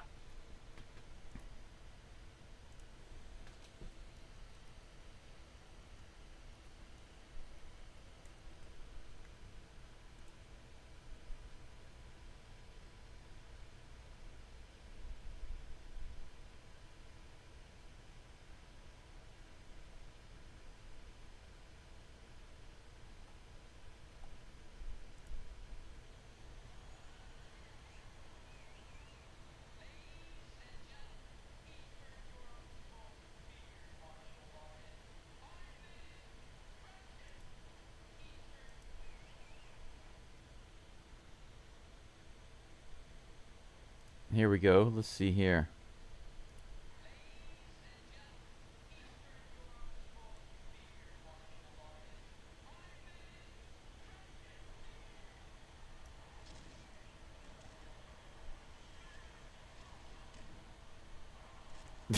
Does anybody know what movie this is? Wanted to be a champion, but he's having a tough time at school. Look, no excuses here, mister. Let's see what you're made of. Does anybody know that?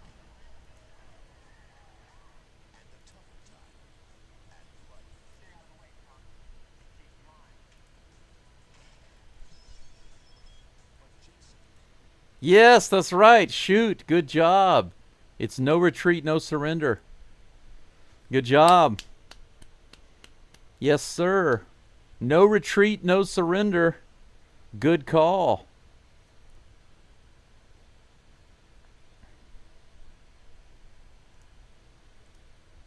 That was the walk.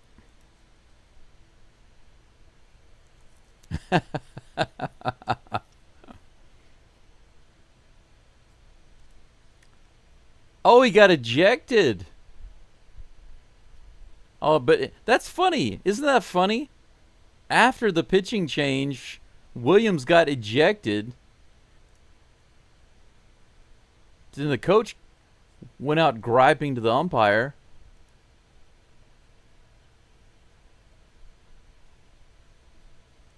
He's yelling at Jesus. Who's he yelling at? This coach acting like a jerk. Yelling at everybody right now. What in the world is going on with this coach? Let's see who's in the game now. Duvall.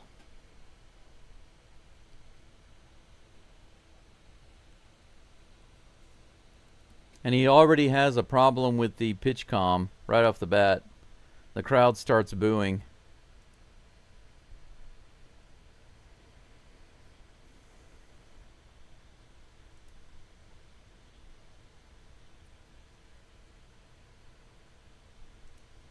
Jeremy Pena at the plate. 1 for 3 tonight with a homer. Bases loaded with 2 outs. The Astros up by 1. 10 hits for the Astros.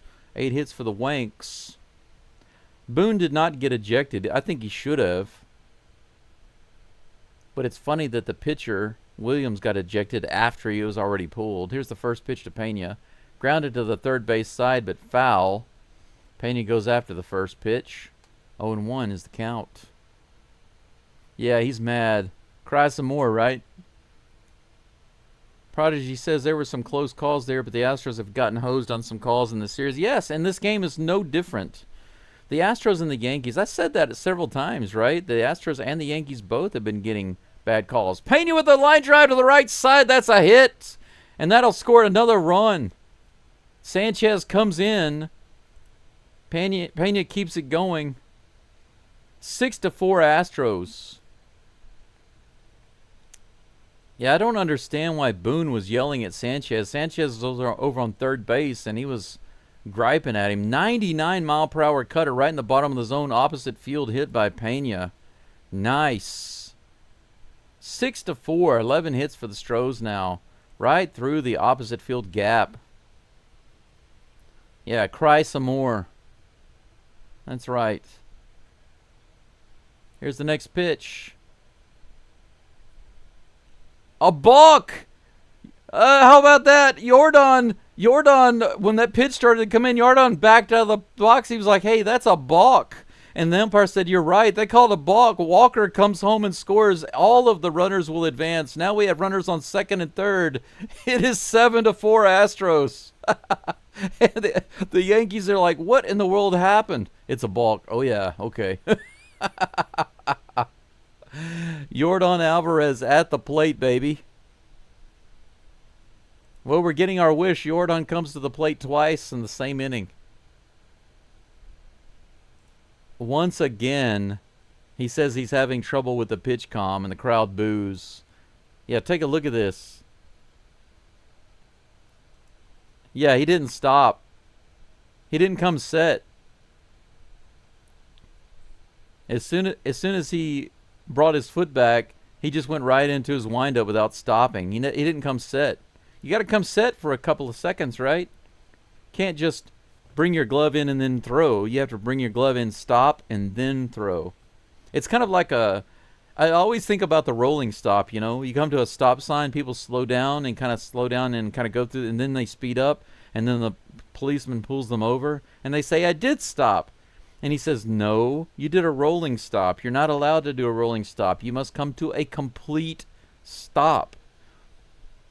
But there's so many retarded drivers on the road that get upset when they get a ticket because they think they stopped, but they didn't. You must come to an absolute complete stop.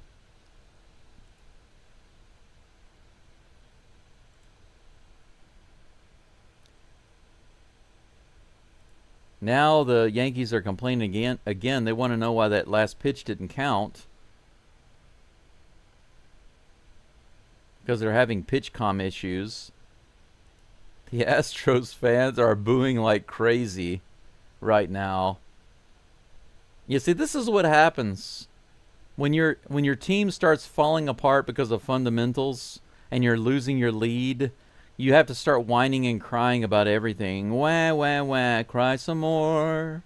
Cry some more. New York, New York. Cry some more. Did somebody else get tossed? Somebody in the dugout got tossed, I think.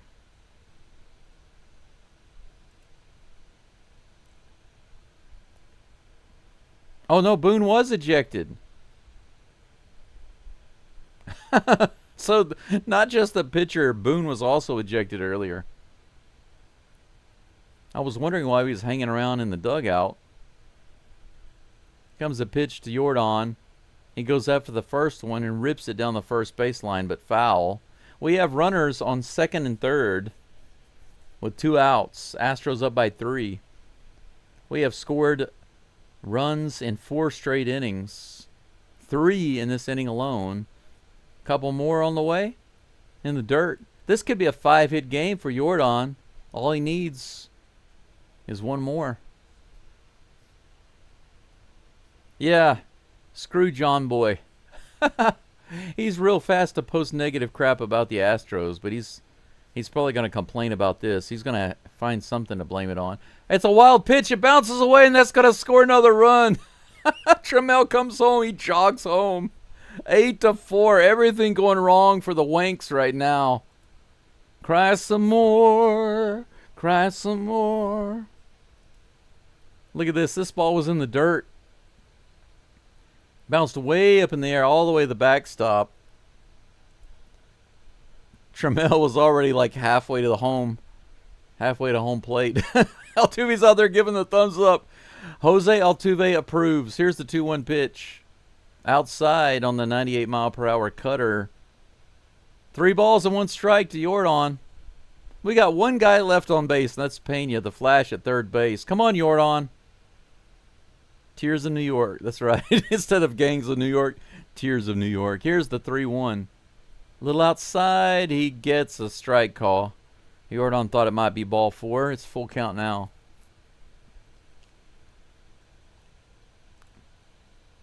Come on, Jordan. Big hit right there. Make it 10-4, baby. He steps off. Takes a little break. Now he's back into the batter's box. Yeah, John Girl.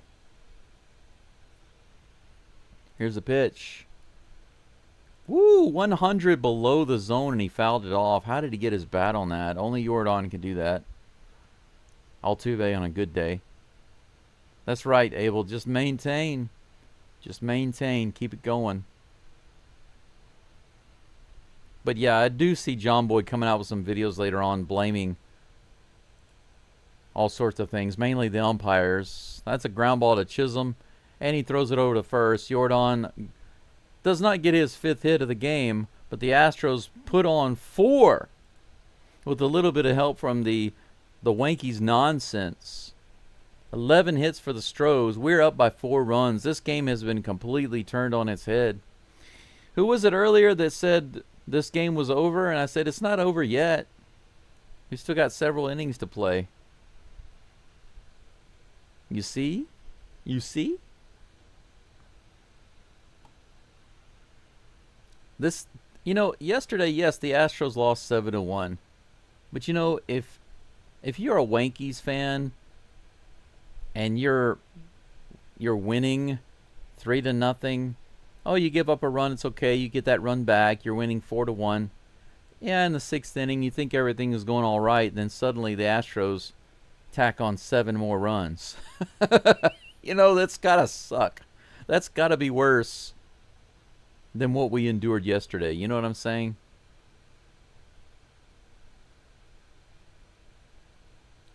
It's got to be worse.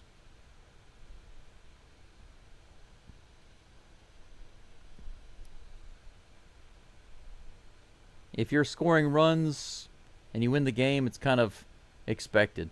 But if you're scoring runs and then the other team comes back and destroys you, that's totally unexpected. That takes you off guard, right? It's got to suck. Sucks to be a Yankees fan today, that's for sure. Let's see. Brian Abreu is going to be on the mound for the Astros. I got to change that picture on the screen here. Brian Abreu, baby.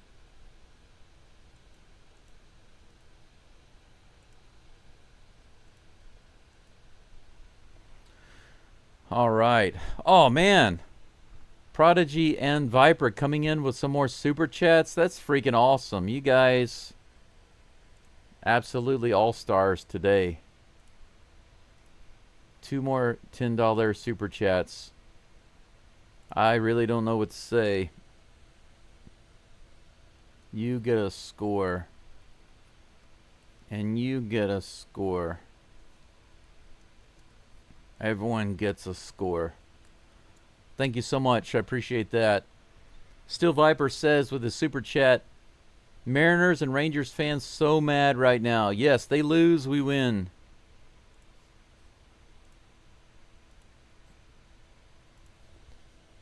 We are the champions, my friend. There we go. Still Viper and Sarcastic Prodigy, thank you so very much. Abreu is on the mound to try to shut it down in the 9th for the Astros. 97 miles an hour on that outside corner, strike 1. Jason Dominguez is pinch hitting for Volpe. Here's the toss. Swing and a miss. He goes opposite, low and inside. 0-2. Yeah, you know they got to be upset today. I'm serious, though, about John Boy. He is going to try to break down the game and show how the umpires blew the game for the Yankees. I guarantee it. He'll try to cope.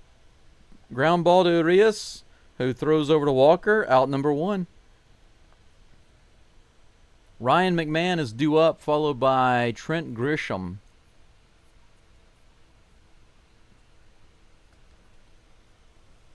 Yeah, the fat lady's warming up right now. Fresh from the Houston Opera House.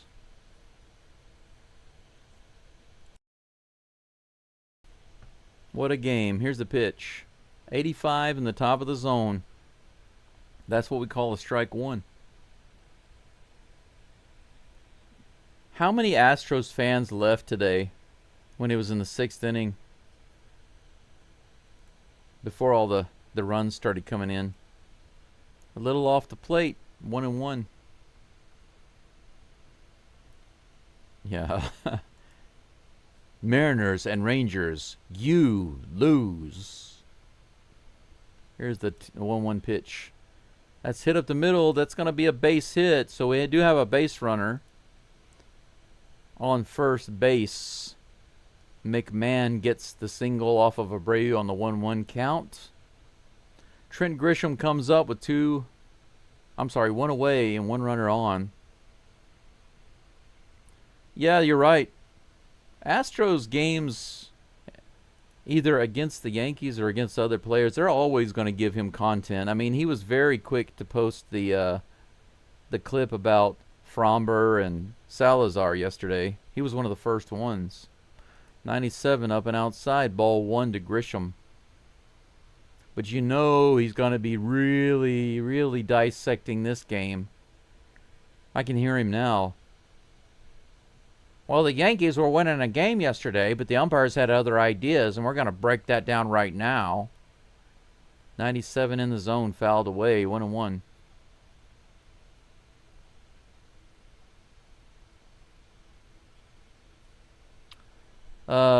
Abel, you said you wish you could see the post game and hear what Espada has to say. I can actually watch the post game if you guys are interested, and I can stick around and see what he says.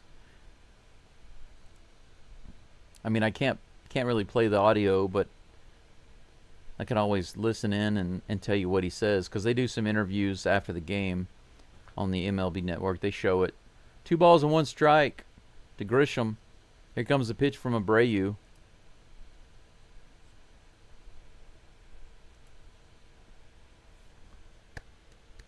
Foul ball over on the left side. It's 2-2. 10 pitches now for Abreu. Gets a new ball and gives it some love. Rub it up, boy. Rub up that ball.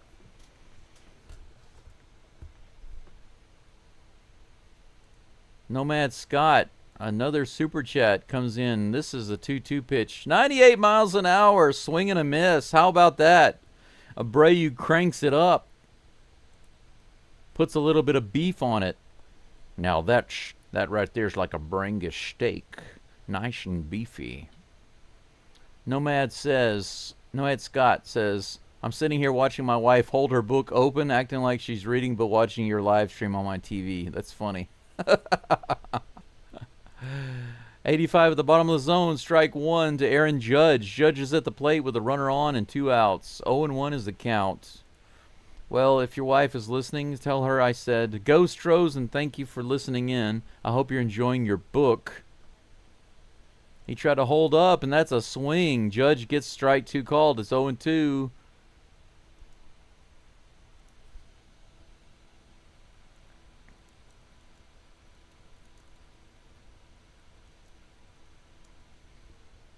All right, the crowd should be on their feet, and they are.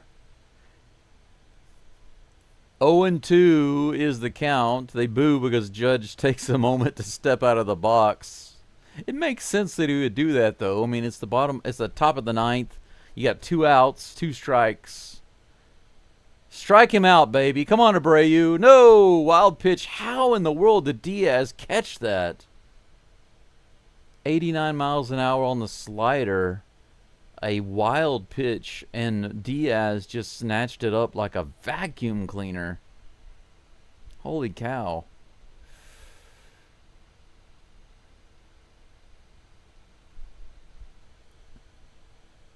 Here comes the 1-2 pitch to Judge. Whoa! 98 up and in. Almost hit him. 2-2. Don't do that, bro. Don't do that, bro.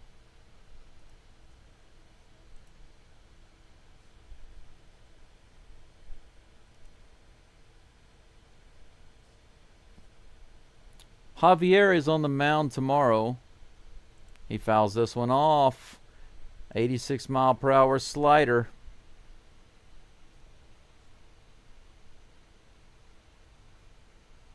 Tommy does likey. Tommy wants swingy.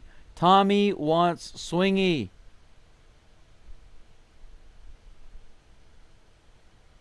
Here comes the 2-2 pitch to Judge. 98 right in the middle of the zone on the fastball, and he fouls it over on the right side.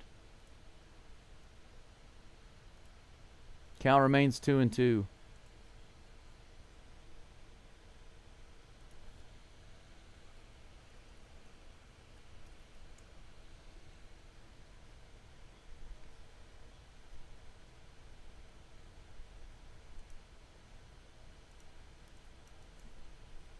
That's hit hard to center field, and Trammell can't get to it.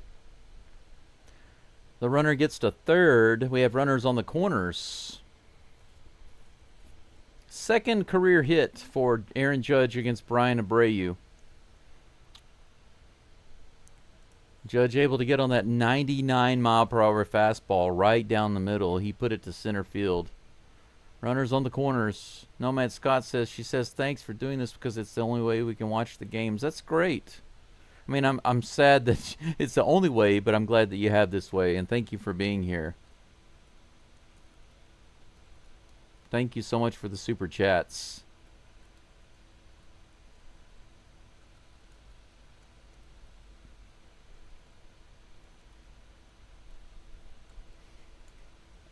I'd say please enjoy, and I'll continue to do my best to keep it enjoyable for you guys and gals, or you guy and gal. Next batter is Cody Bellinger. 98 right down the middle, fouls it off, 0-1. Abreu, a little bit of traffic on the bases. A little bit of traffic on the bases. Yes, El Reptil will be on the mound tomorrow. Here comes the 0-1 pitch. 99 up and out. Aaron Judge steals second base. No throw at all from Diaz. Runners on second and third with 2 outs. Here comes the pitch. The 1-1. 98 in the top of the zone. Fouls it away. Bellinger down in the count, 1-2. Wow, Caesar comes in with a $10 super chat.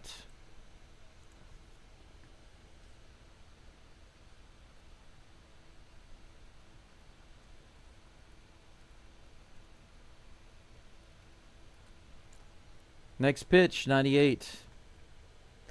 Up and outside.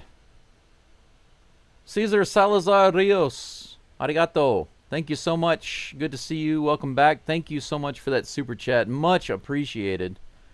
As we try to shut down this game. Abreu tries to shut it down.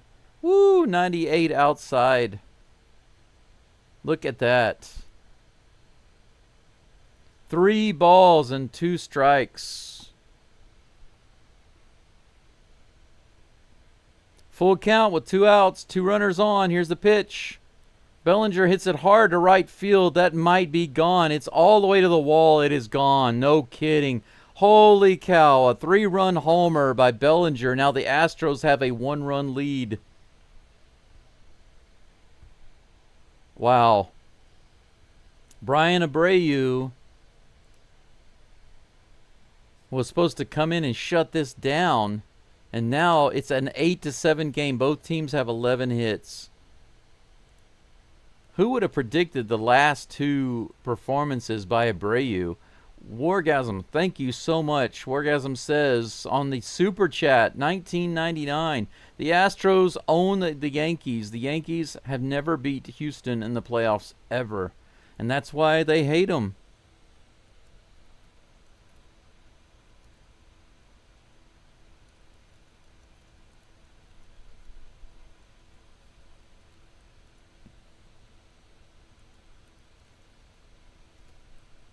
Let's win this game.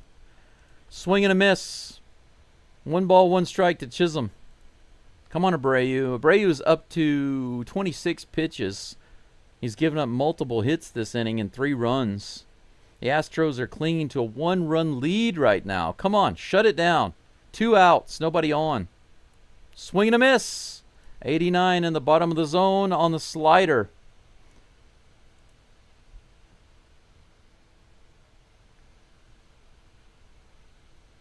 No such thing as a jinx. I don't believe in that nonsense. Here's the 1-2 pitch. No, Chisholm takes a little timeout. Abreu looks a little nonchalant. Come on, bro. It's okay to struggle a little bit. But we need you to shut it down right now.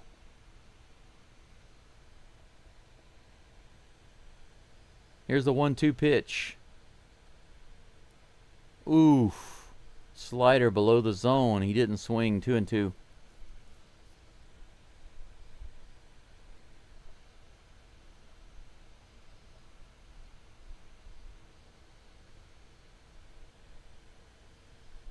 Let's go. 2-2.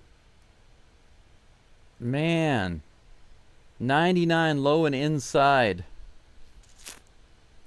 Barely missed the lower inside part of the zone. Couldn't get a good frame on it by Diaz. He wasn't expecting it to be there, so he didn't get the call. Full count. 30th pitch of the game, of the inning, coming up for Bryan Abreu. Nobody warming up in the bullpen for the Astros. Here's the 3-2 pitch. Nice pitch on the outside. He rung him up. Strike 3. Chisholm is upset. He thought that was ball 4, and he's yelling at the umpire. He's complaining about that big time. Abreu gets the strikeout. But you know what the umpire should say? Listen, I've been doing that to you and the Astros the whole game. Get used to it. If you haven't gotten used to it by now, then you're just a big crybaby. Let's look at this. The Astros are now up on the Mariners 4 games and 5.5 on the Strangers. So the Submariners and the Strangers lose a full game on the Astros today. You know, I really thought he was going to throw him out right there at the end, but he decided not to. Holy freaking cow. You talk about a nail biter right at the very end. I mean, what in the world is going on with Bryan Abreu? The past couple of games, he has just really scared the crap out of us. He broke down the last time, he broke down this time, but he's able to finally get the call at the very end. In Japanese, we would say giri giri. It's literally like saying by the skin of your teeth. If you want to express it in English, by the skin of their teeth. That's how close this game was. Yes, you're right, Prodigy. You're 100% correct. That pitch has been called all game. And the umpire could have said that to Chisholm right there at the end, right? He could have said that to him. He's like, what are you talking about? That ball was on the outside, blah, blah, blah, blah. I was calling that the whole game, bro. He could have said that. Did you see something different than what I was calling before? Obviously not. They probably are still crying. Chisholm is probably throwing some stuff around in the locker room, maybe hitting some things. But you know what? Like you said, cry some more. Daryl says we all get to sleep good tonight. That's right. I'm going to have a good day. It's a little after 12 o'clock right now. It's lunchtime for me. Yes, absolutely. It's lunchtime for me, guys and gals. You know what that means. Today, what is it, Thursday for me? Yeah, it's Thursday here in Japan.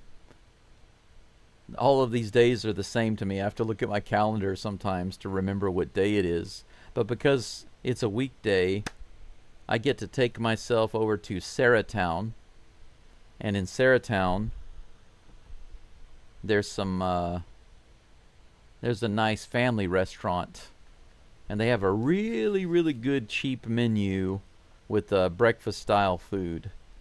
Eric says, do they have a $5 lunch? Yes, they basically do.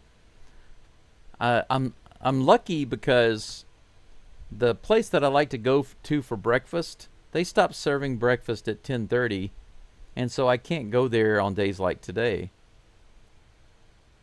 But I did find out that there's another family restaurant in another town that's actually a little bit closer. Their breakfast is not quite as good as the other, but the good thing is that they have an all-day breakfast-style menu. So they have a $5.50 breakfast that comes with sausage, bacon, salad, and one fried egg.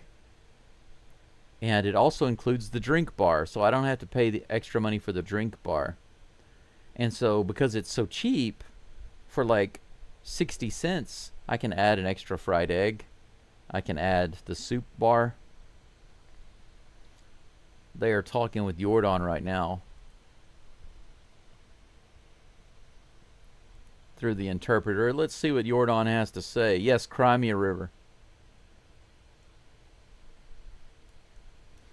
Jordan says, I felt good. No pain. I felt like I could hit today. Well, obviously, 4 for 5. Good job. He was right.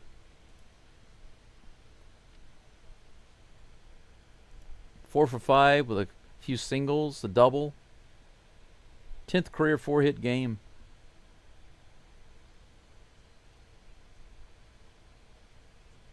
He said our team never gives up. We're used to that. We started off slow, but we got it going. We were able to fight, and everybody was able to get it going. That's what he said.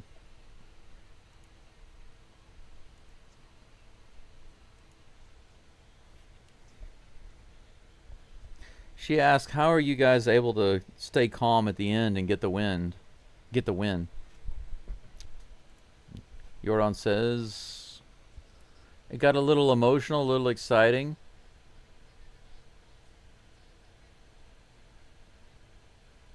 He said it got a little confusing at times, like with the balk. I went in and out of the box a few times. I wasn't really sure what was going on, but it all worked out." Next question.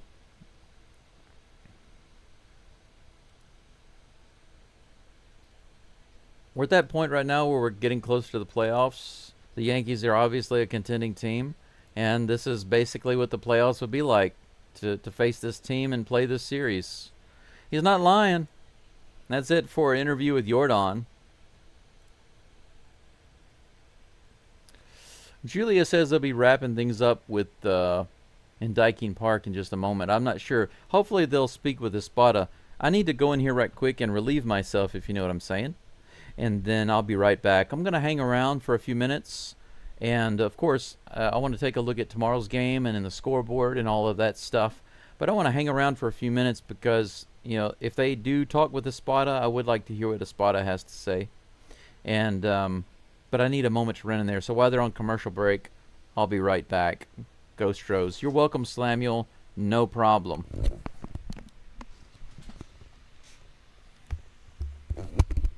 See you, Blue Devil. Thanks for being here. Thank you for everyone else. Anyone else who has to go, thank you for being here. I just want to, I'm going to hang around for a few more minutes to see what other interviews they might do. So if you are interested in that, you can hang around. I'll be right back.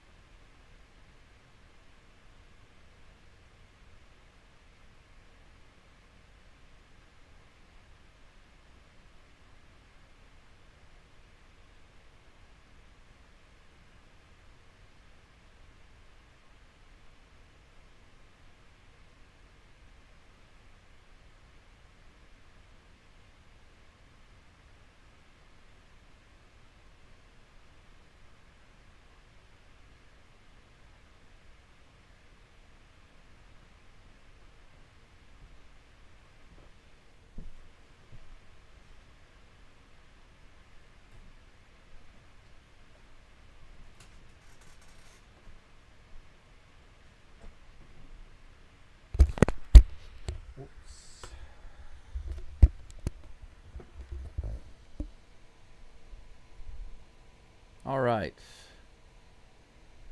Tomorrow's game. 6 p.m. it says. Is that Central Standard Time?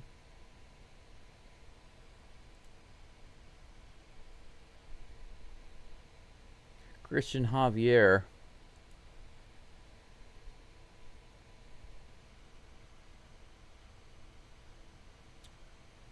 Hey, Abel. Yeah, it was getting intense, wasn't it? I felt it too. Man, that was a tense game.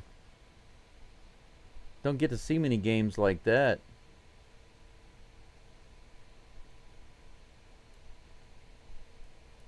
Okay, so the Astros post-game show is coming up in just a moment. So my guess is that they will be talking with Espada. Abel and Gregory or Charles, anybody else who's interested in sticking around, if you want to hear what they have to say.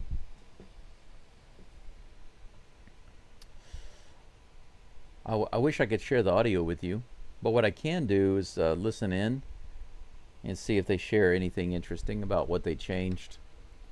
I did notice some changing at the bats. Like for the first few innings, the Astros, none of the Astros swung at the first pitch in the first few innings, and then suddenly they all started swinging at the first pitch. It's like they developed this strategy to kind of confuse the pitchers. I mean, for the first several innings it didn't work, but then suddenly they started hitting the ball. Pretty interesting.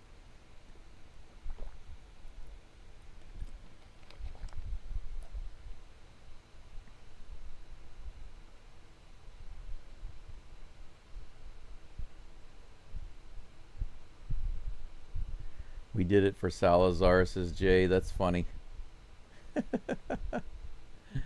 That is funny. Gregory says, magic number getting closer. Tomorrow's game at 6:40 Central Time. Okay, so the 6 o'clock time that they showed on the screen, I think that's their pregame coverage that they were talking about, because they do have a pregame show.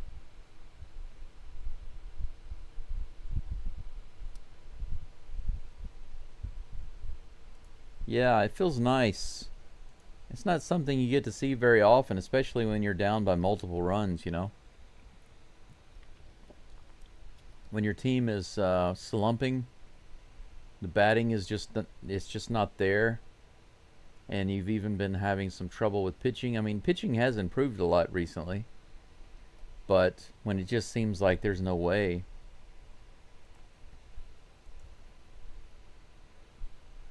And then they do come back. It's really nice. Savor it. Enjoy it while we can.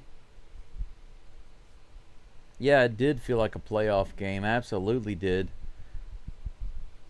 Everybody was feeling it. Heck, I mean, I don't know how many super chats I got today from you guys. You guys were so excited about what was going on, and I mean, I was excited about what was going on, but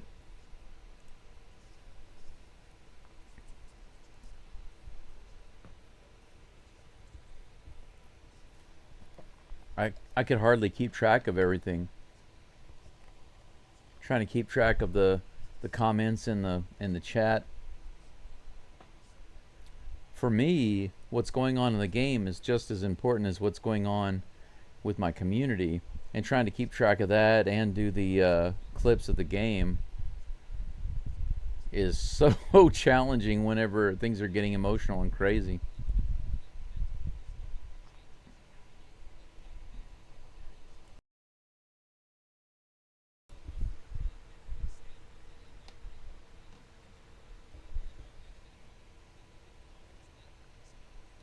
Yeah, they were talking about just now about how it seemed like the Astros offense later in the game was nothing at all like the offense earlier in the game. And you could say, well, yeah, they scored runs, well, duh. But I think what he's trying to say is what I was saying earlier, is that their approach was completely changed.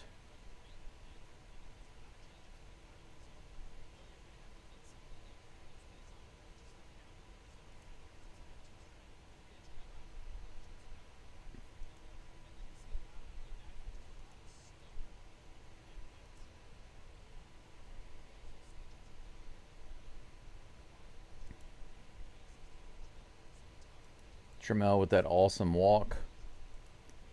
Pena with the timely hit. How many lobsters did the Astros have today?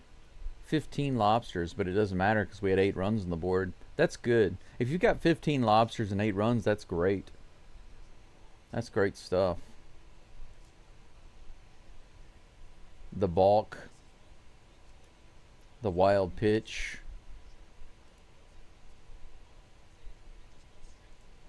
Jordan pointed that balk out.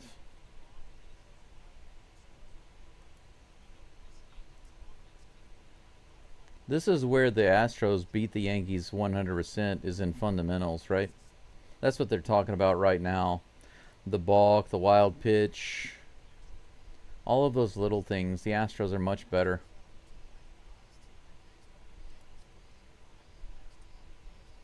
4 games up right now, baby. 5.5 over the Strangers. Hey, Glenn.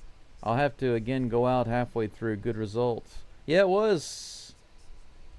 It was a tight one. I mean, they were getting beat up.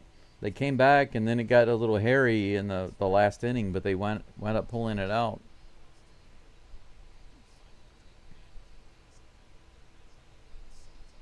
J. Paul says, listening to Pinstripe Territory post game 2. Man, they're coping hard. I imagine they are. I can't wait to see what John Boy comes out with. I'm sure he'll come out with some way to spin it and blame it on the umpires or something else. How did it change? You mean how did the Astros win? They just started scoring runs. They had a big 8th inning. They scored 4 runs. Much more disciplined at the plate, and also a little bit of luck. It was a combination of things. We had some hits. We had some walks. We had some balks. We had a balk. Had a wild pitch. We had a bases loaded walk by Taylor Trammell that walked in a run and gave us the lead, and then after that we tacked on a few more. I mean, it was like it was freaking awesome. Astros had a little bit of everything in the 8th inning. We had the luck, we had the fundamentals, we had the hits, we had the walks, had the balks. We had everything happening. That was a good inning. That was a fun inning. But the 9th inning, man, that was a nail biter. Abreu came in and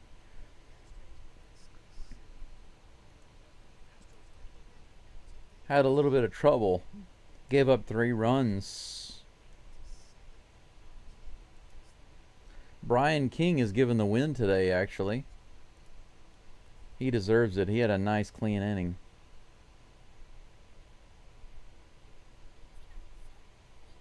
All right, let's see here. J. Paul says if you have half the amount of runs as you have hits, that's always good. One of my subscribers said that his dad or his grandpa always said that if you have 8 hits, you need 8 runs. His philosophy was 1 hit for every run, or 1 run for every hit, rather. I think if you have 15 hits and only 7 runs, it's kind of a lack of production. 10 hits and only 5 runs. I mean, it's good that you can have 5 runs in a game, but if your hits keep going up, you want to get more and more runs. I mean, the Astros had 11 hits and 8 runs. That production is excellent. But if you look at the lobsters, right, the left on base, the Astros had 15. Now, when you put all those numbers together, if the Astros had 1 run or 2 runs and they had 15 lobsters, that would be terrible. But with 8 runs and 11 hits and 15 lobsters, that means that they not only had a lot of... They had 15 more opportunities to bring a runner around that they didn't do it. But they did bring in 8 runners. They plated 8 of those lobsters. So instead of having basically 30 lobsters this game and no runs, they wind up with 15 and 8 runs. That's great. Those are great numbers. Can't complain about that. The Yankees had 12 lobsters, which is even better. But they only had 7 runs. Hey, Abel, thank you so much, man. That's awesome. Abel with the super chat says, it was a bad start, but the ending was intense. Yes, it was. I mean, we had the exciting 8th inning with the Astros just going crazy, and everything was going their way, wasn't it? I mean, the hits, the walks, the balk, the wild pitch, everything. And then the 9th inning rolls in. It's like, are we going to get out of this game with a victory? With Brian Abreu on the mound, it was a nail-biter.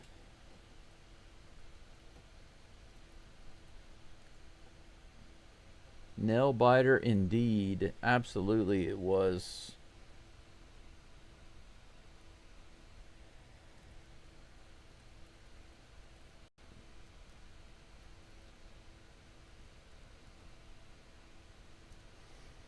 Yeah, I'll say they definitely turned it around. Thank you so much for that super chat, Abel. It's much appreciated. Much, much appreciated. Right now they're talking about Brian King a little bit.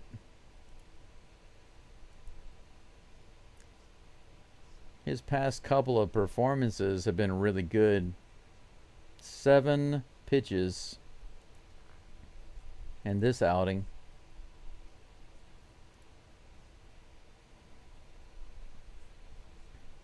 Rollover ground balls. Ground ball. Fly out. Easy peasy.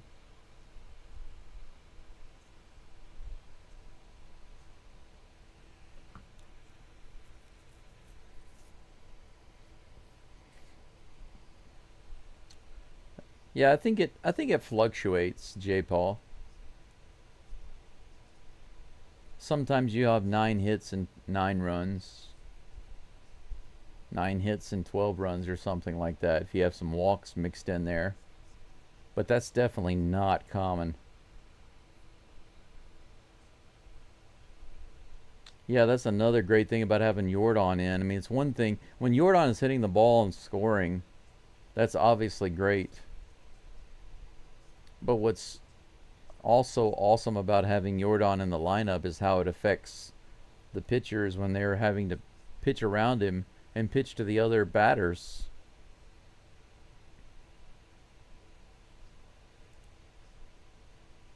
The stadium is almost completely empty right now as they do the post-game show. Joe Espada, yes. We're about to talk with Joe right now. It's a big win. Our offense was quiet early. He was throwing the ball against us really well, sinker and all of that. Jeremy hit the homer, and that kind of woke us up. We got some really good at bats. We got some really good bats against the bullpen. Big hits, big swings. Alvarez, he says with Alvarez the lineup is so much different. He's right about that. It cannot be underestimated what his presence brings to the lineup. He says he's not just a power hitter. He hits the ball all over the field. That's right. If we need a big knock, he can get it. Or if we need somebody to drive it or get a hit, he's one of the best to do that in the game. True. Compare his performance to Judge. Yordan was the man.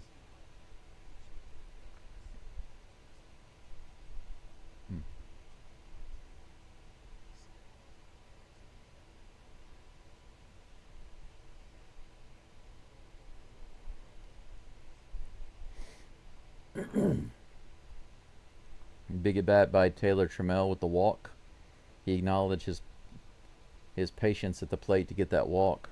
Good. Good, good, good.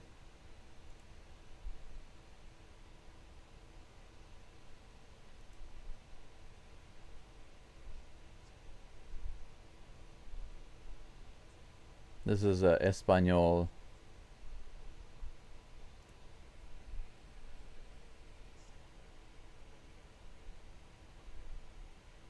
Oh, my Spanish is too poor to understand that. I only picked up a few words. Right elbow inflammation of Arrighetti. He came in, went in the training room and complained about his elbow pain.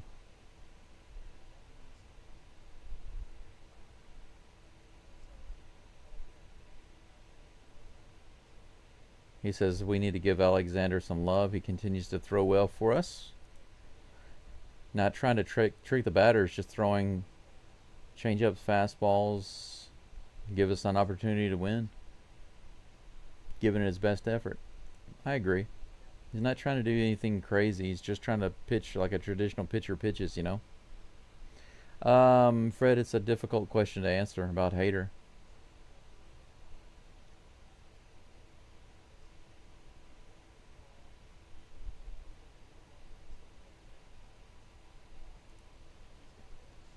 I think they just asked about blue ball.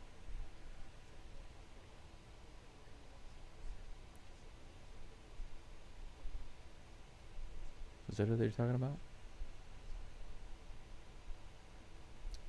I couldn't hear who they asked about. He's talking about a relief pitcher. Actually, it's probably not blue ball. I thought at first that's who he was talking about.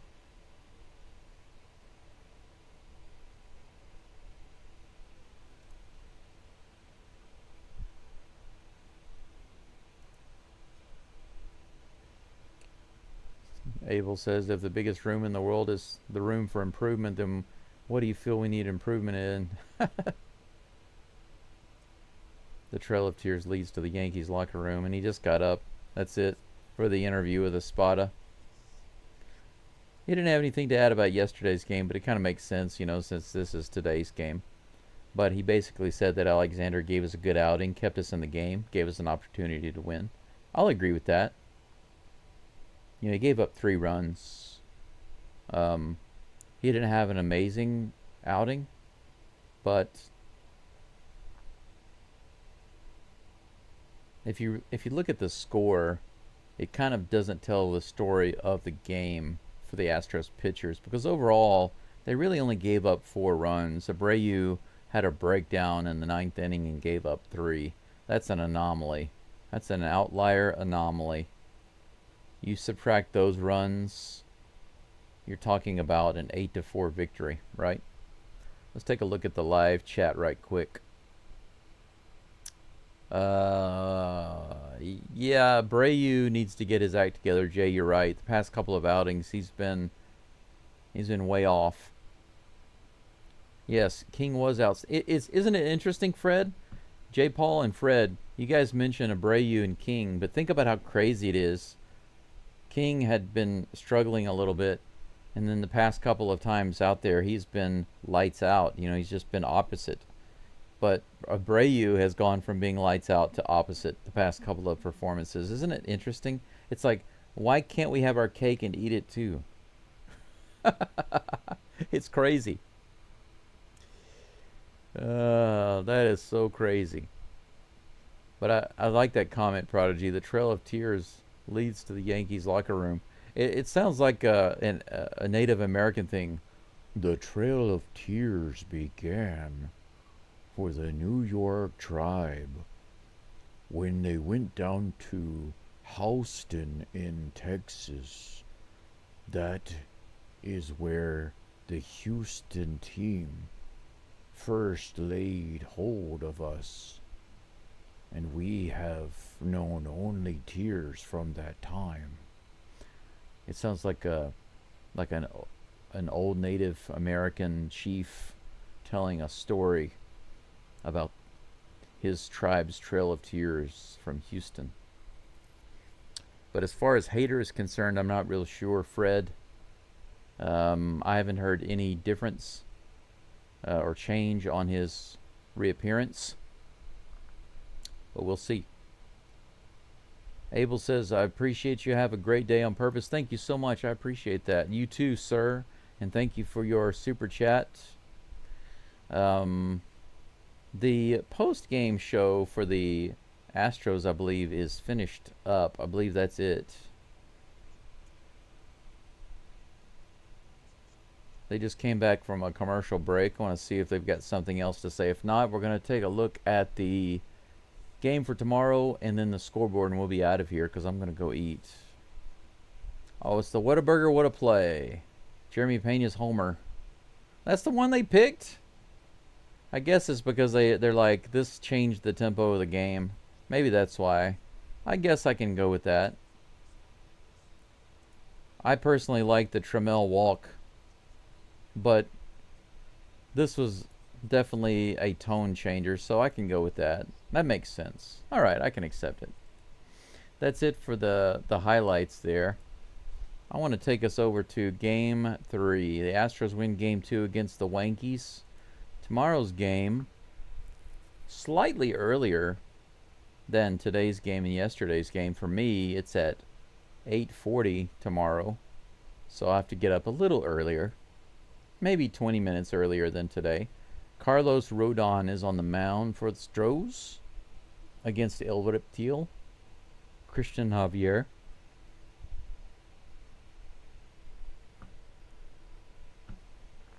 Rodon, not a bad pitcher. 164 innings pitched, 111 hits. That's really good. 177 strikeouts. That's also good. 67 balls. That's not bad. Or bases on balls, rather. 19 homers. Pretty good stats. But you know how the Astros like to play up to guys. We met the Yankees today. The matchup predictor says 60.5% Wanks. That means that we will win for sure. Let's take a look at the scoreboard right quick.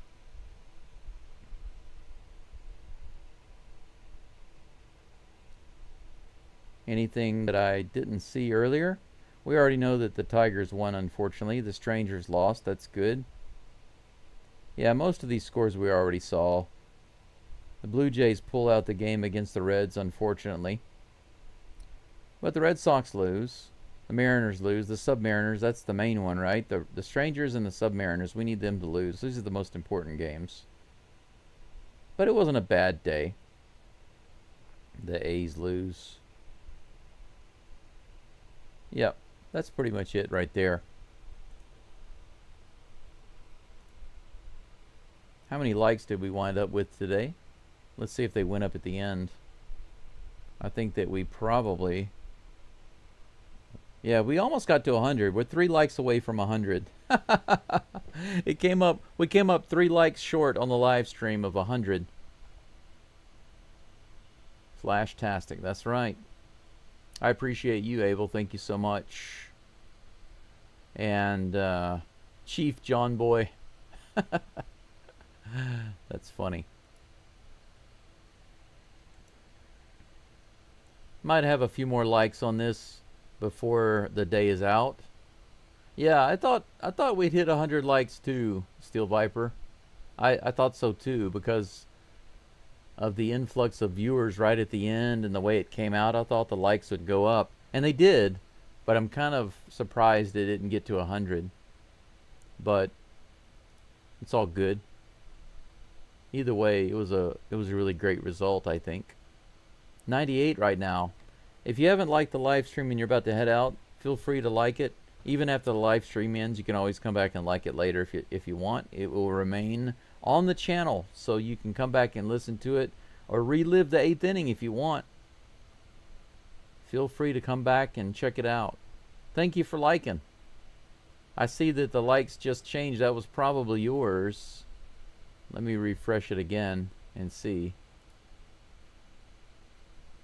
Yeah, it's at 98, so that was your like. Just need 2 more, but I'm sure it'll get there. Usually a few more likes roll in after the video is posted. But that's going to be it for today. It says, talk a bit about the starting pitcher tomorrow. Are you talking about the starting pitcher for tomorrow? Javier? Christian Javier is on the mound for the Astros tomorrow. We talked about that earlier already, but I'll go back and take a look at it for you right quick.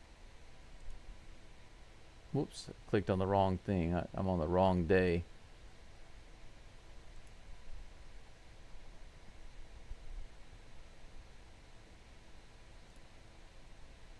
Christian Javier is on the mound. Oh, you're talking about tonight? Are you talking about... Oh, okay. I see. You're talking about the performance of Jason Alexander and the Yankees pitcher. I see. Okay, I gotcha. Yeah, I don't mind going over that. Actually, I usually do. I don't know why I forgot about it. Thanks for reminding me. Yeah. Let's go down here. I'll show you. The Astros had 5 pitchers on the mound tonight. 5 for the Yankees. Alexander went 5 innings. Gave up 6 hits, 3 runs. Had 6 strikeouts. Now, Alexander gave up a solo home run and a 2-run homer. These are the only earned runs that he gave up. He didn't allow any other types of runs to be scored. Just a solo homer and a 5-run homer. 6 total hits and 6 strikeouts. He didn't do bad. 5 innings and only 3 runs. It's like I said, it's not stellar, but I'll take it. I'll take it. Okert came in, pitched 1 inning. A little shaky. Gave up another run, a couple of strikeouts, a couple of hits. And then Ort came in and had a really good inning. Nothing doing for the Yankees in that inning. No hits, no runs. Brian King had a stellar inning also. He came in 3 up and 3 down. Brian Abreu was the one guy that came in today and almost blew the game. I mean, we had a 4-run lead. He gave up 3 hits and 3 runs.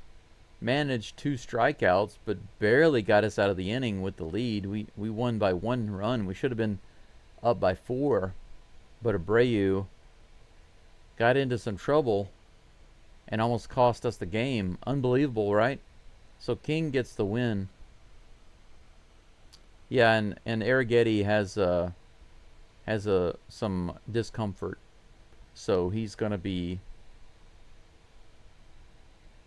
on the IL for now. We don't know how things are gonna turn out for him, but we'll see. Hopefully he'll be feeling better soon.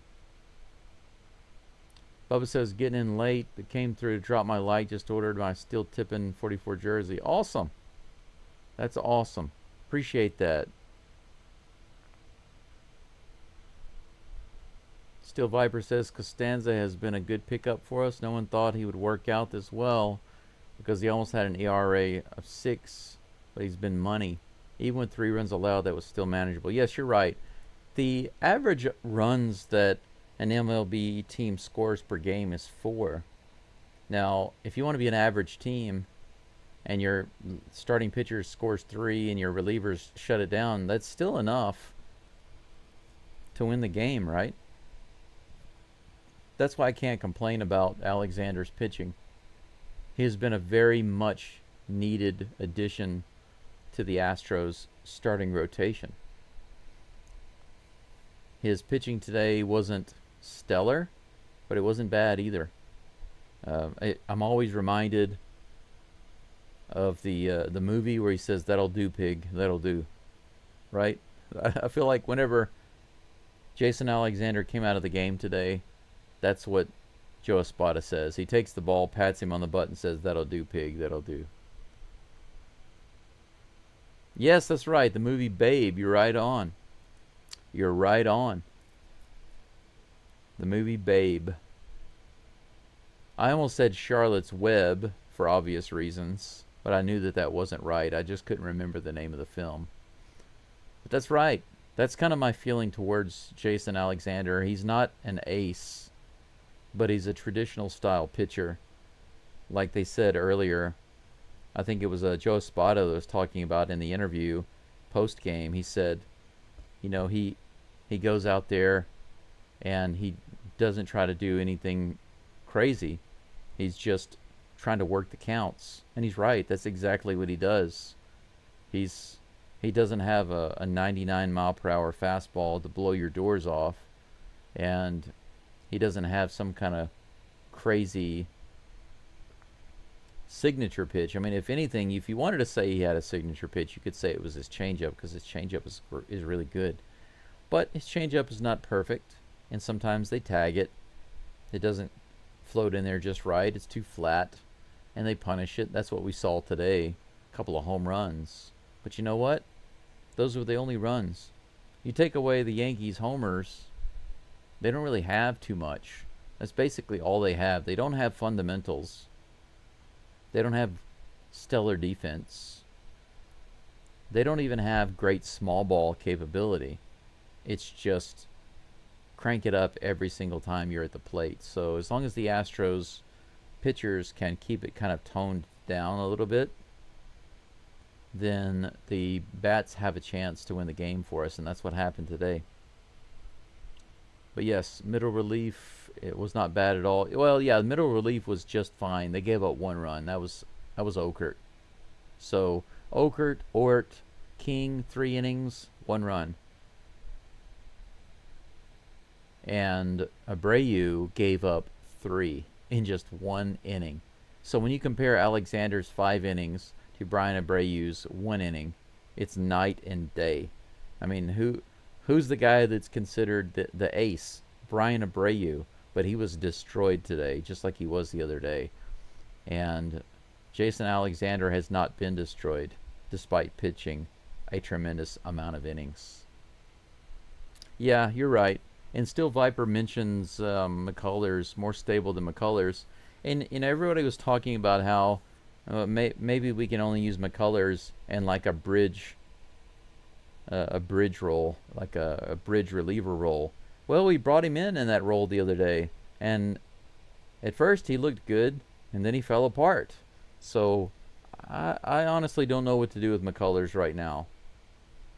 I like McCullers to some extent, and I know that there's a lot of nostalgia about McCullers, but one of the things you have to say about Lance McCullers is that even though he's had his moments with the Astros, when you look at his overall body of work, he's never been a pitcher with great control, and he's never been a pitcher with consistency. Even when he was healthy, he was never consistent and in control of himself.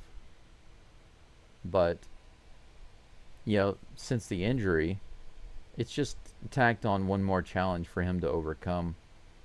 And I'm not sure he's ever going to be even close to what he was before. But yeah, you're right. Lance McCullers hasn't been the same since the injury, but he still has a lot of the same issues, right? He's never had a lot of control. He's always had a lot of walks. Sometimes he can just strike people out right and left. When his stuff is on, he's the best. But when he's off, he's the worst. So once again, it's the feast or famine mentality. And that's difficult. That's difficult to deal with. Anyway, I think that's it. I'm feeling a little run down. I haven't had anything to eat in quite a while. Maybe 18 or 19 hours. I'm going to log off of here and head over to the supermarket.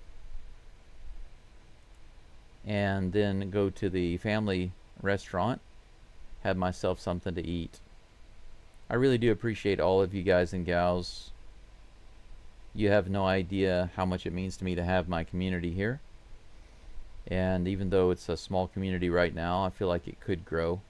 I don't know how things are going to go in the future with my life, and as a result, how they will go with this channel. But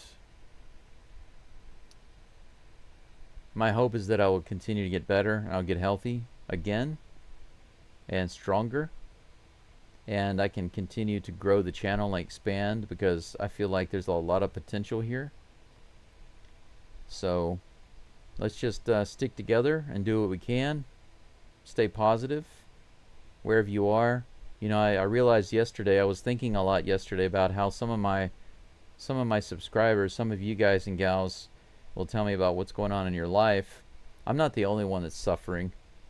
I've got subscribers out there who are looking at possible removal of lungs, and basically sometimes bedridden, and family members dealing with cancer, or them dealing with severe illnesses themselves. A lot of you, maybe some of you listening right now, are like nodding. Yeah, me too, me and my family.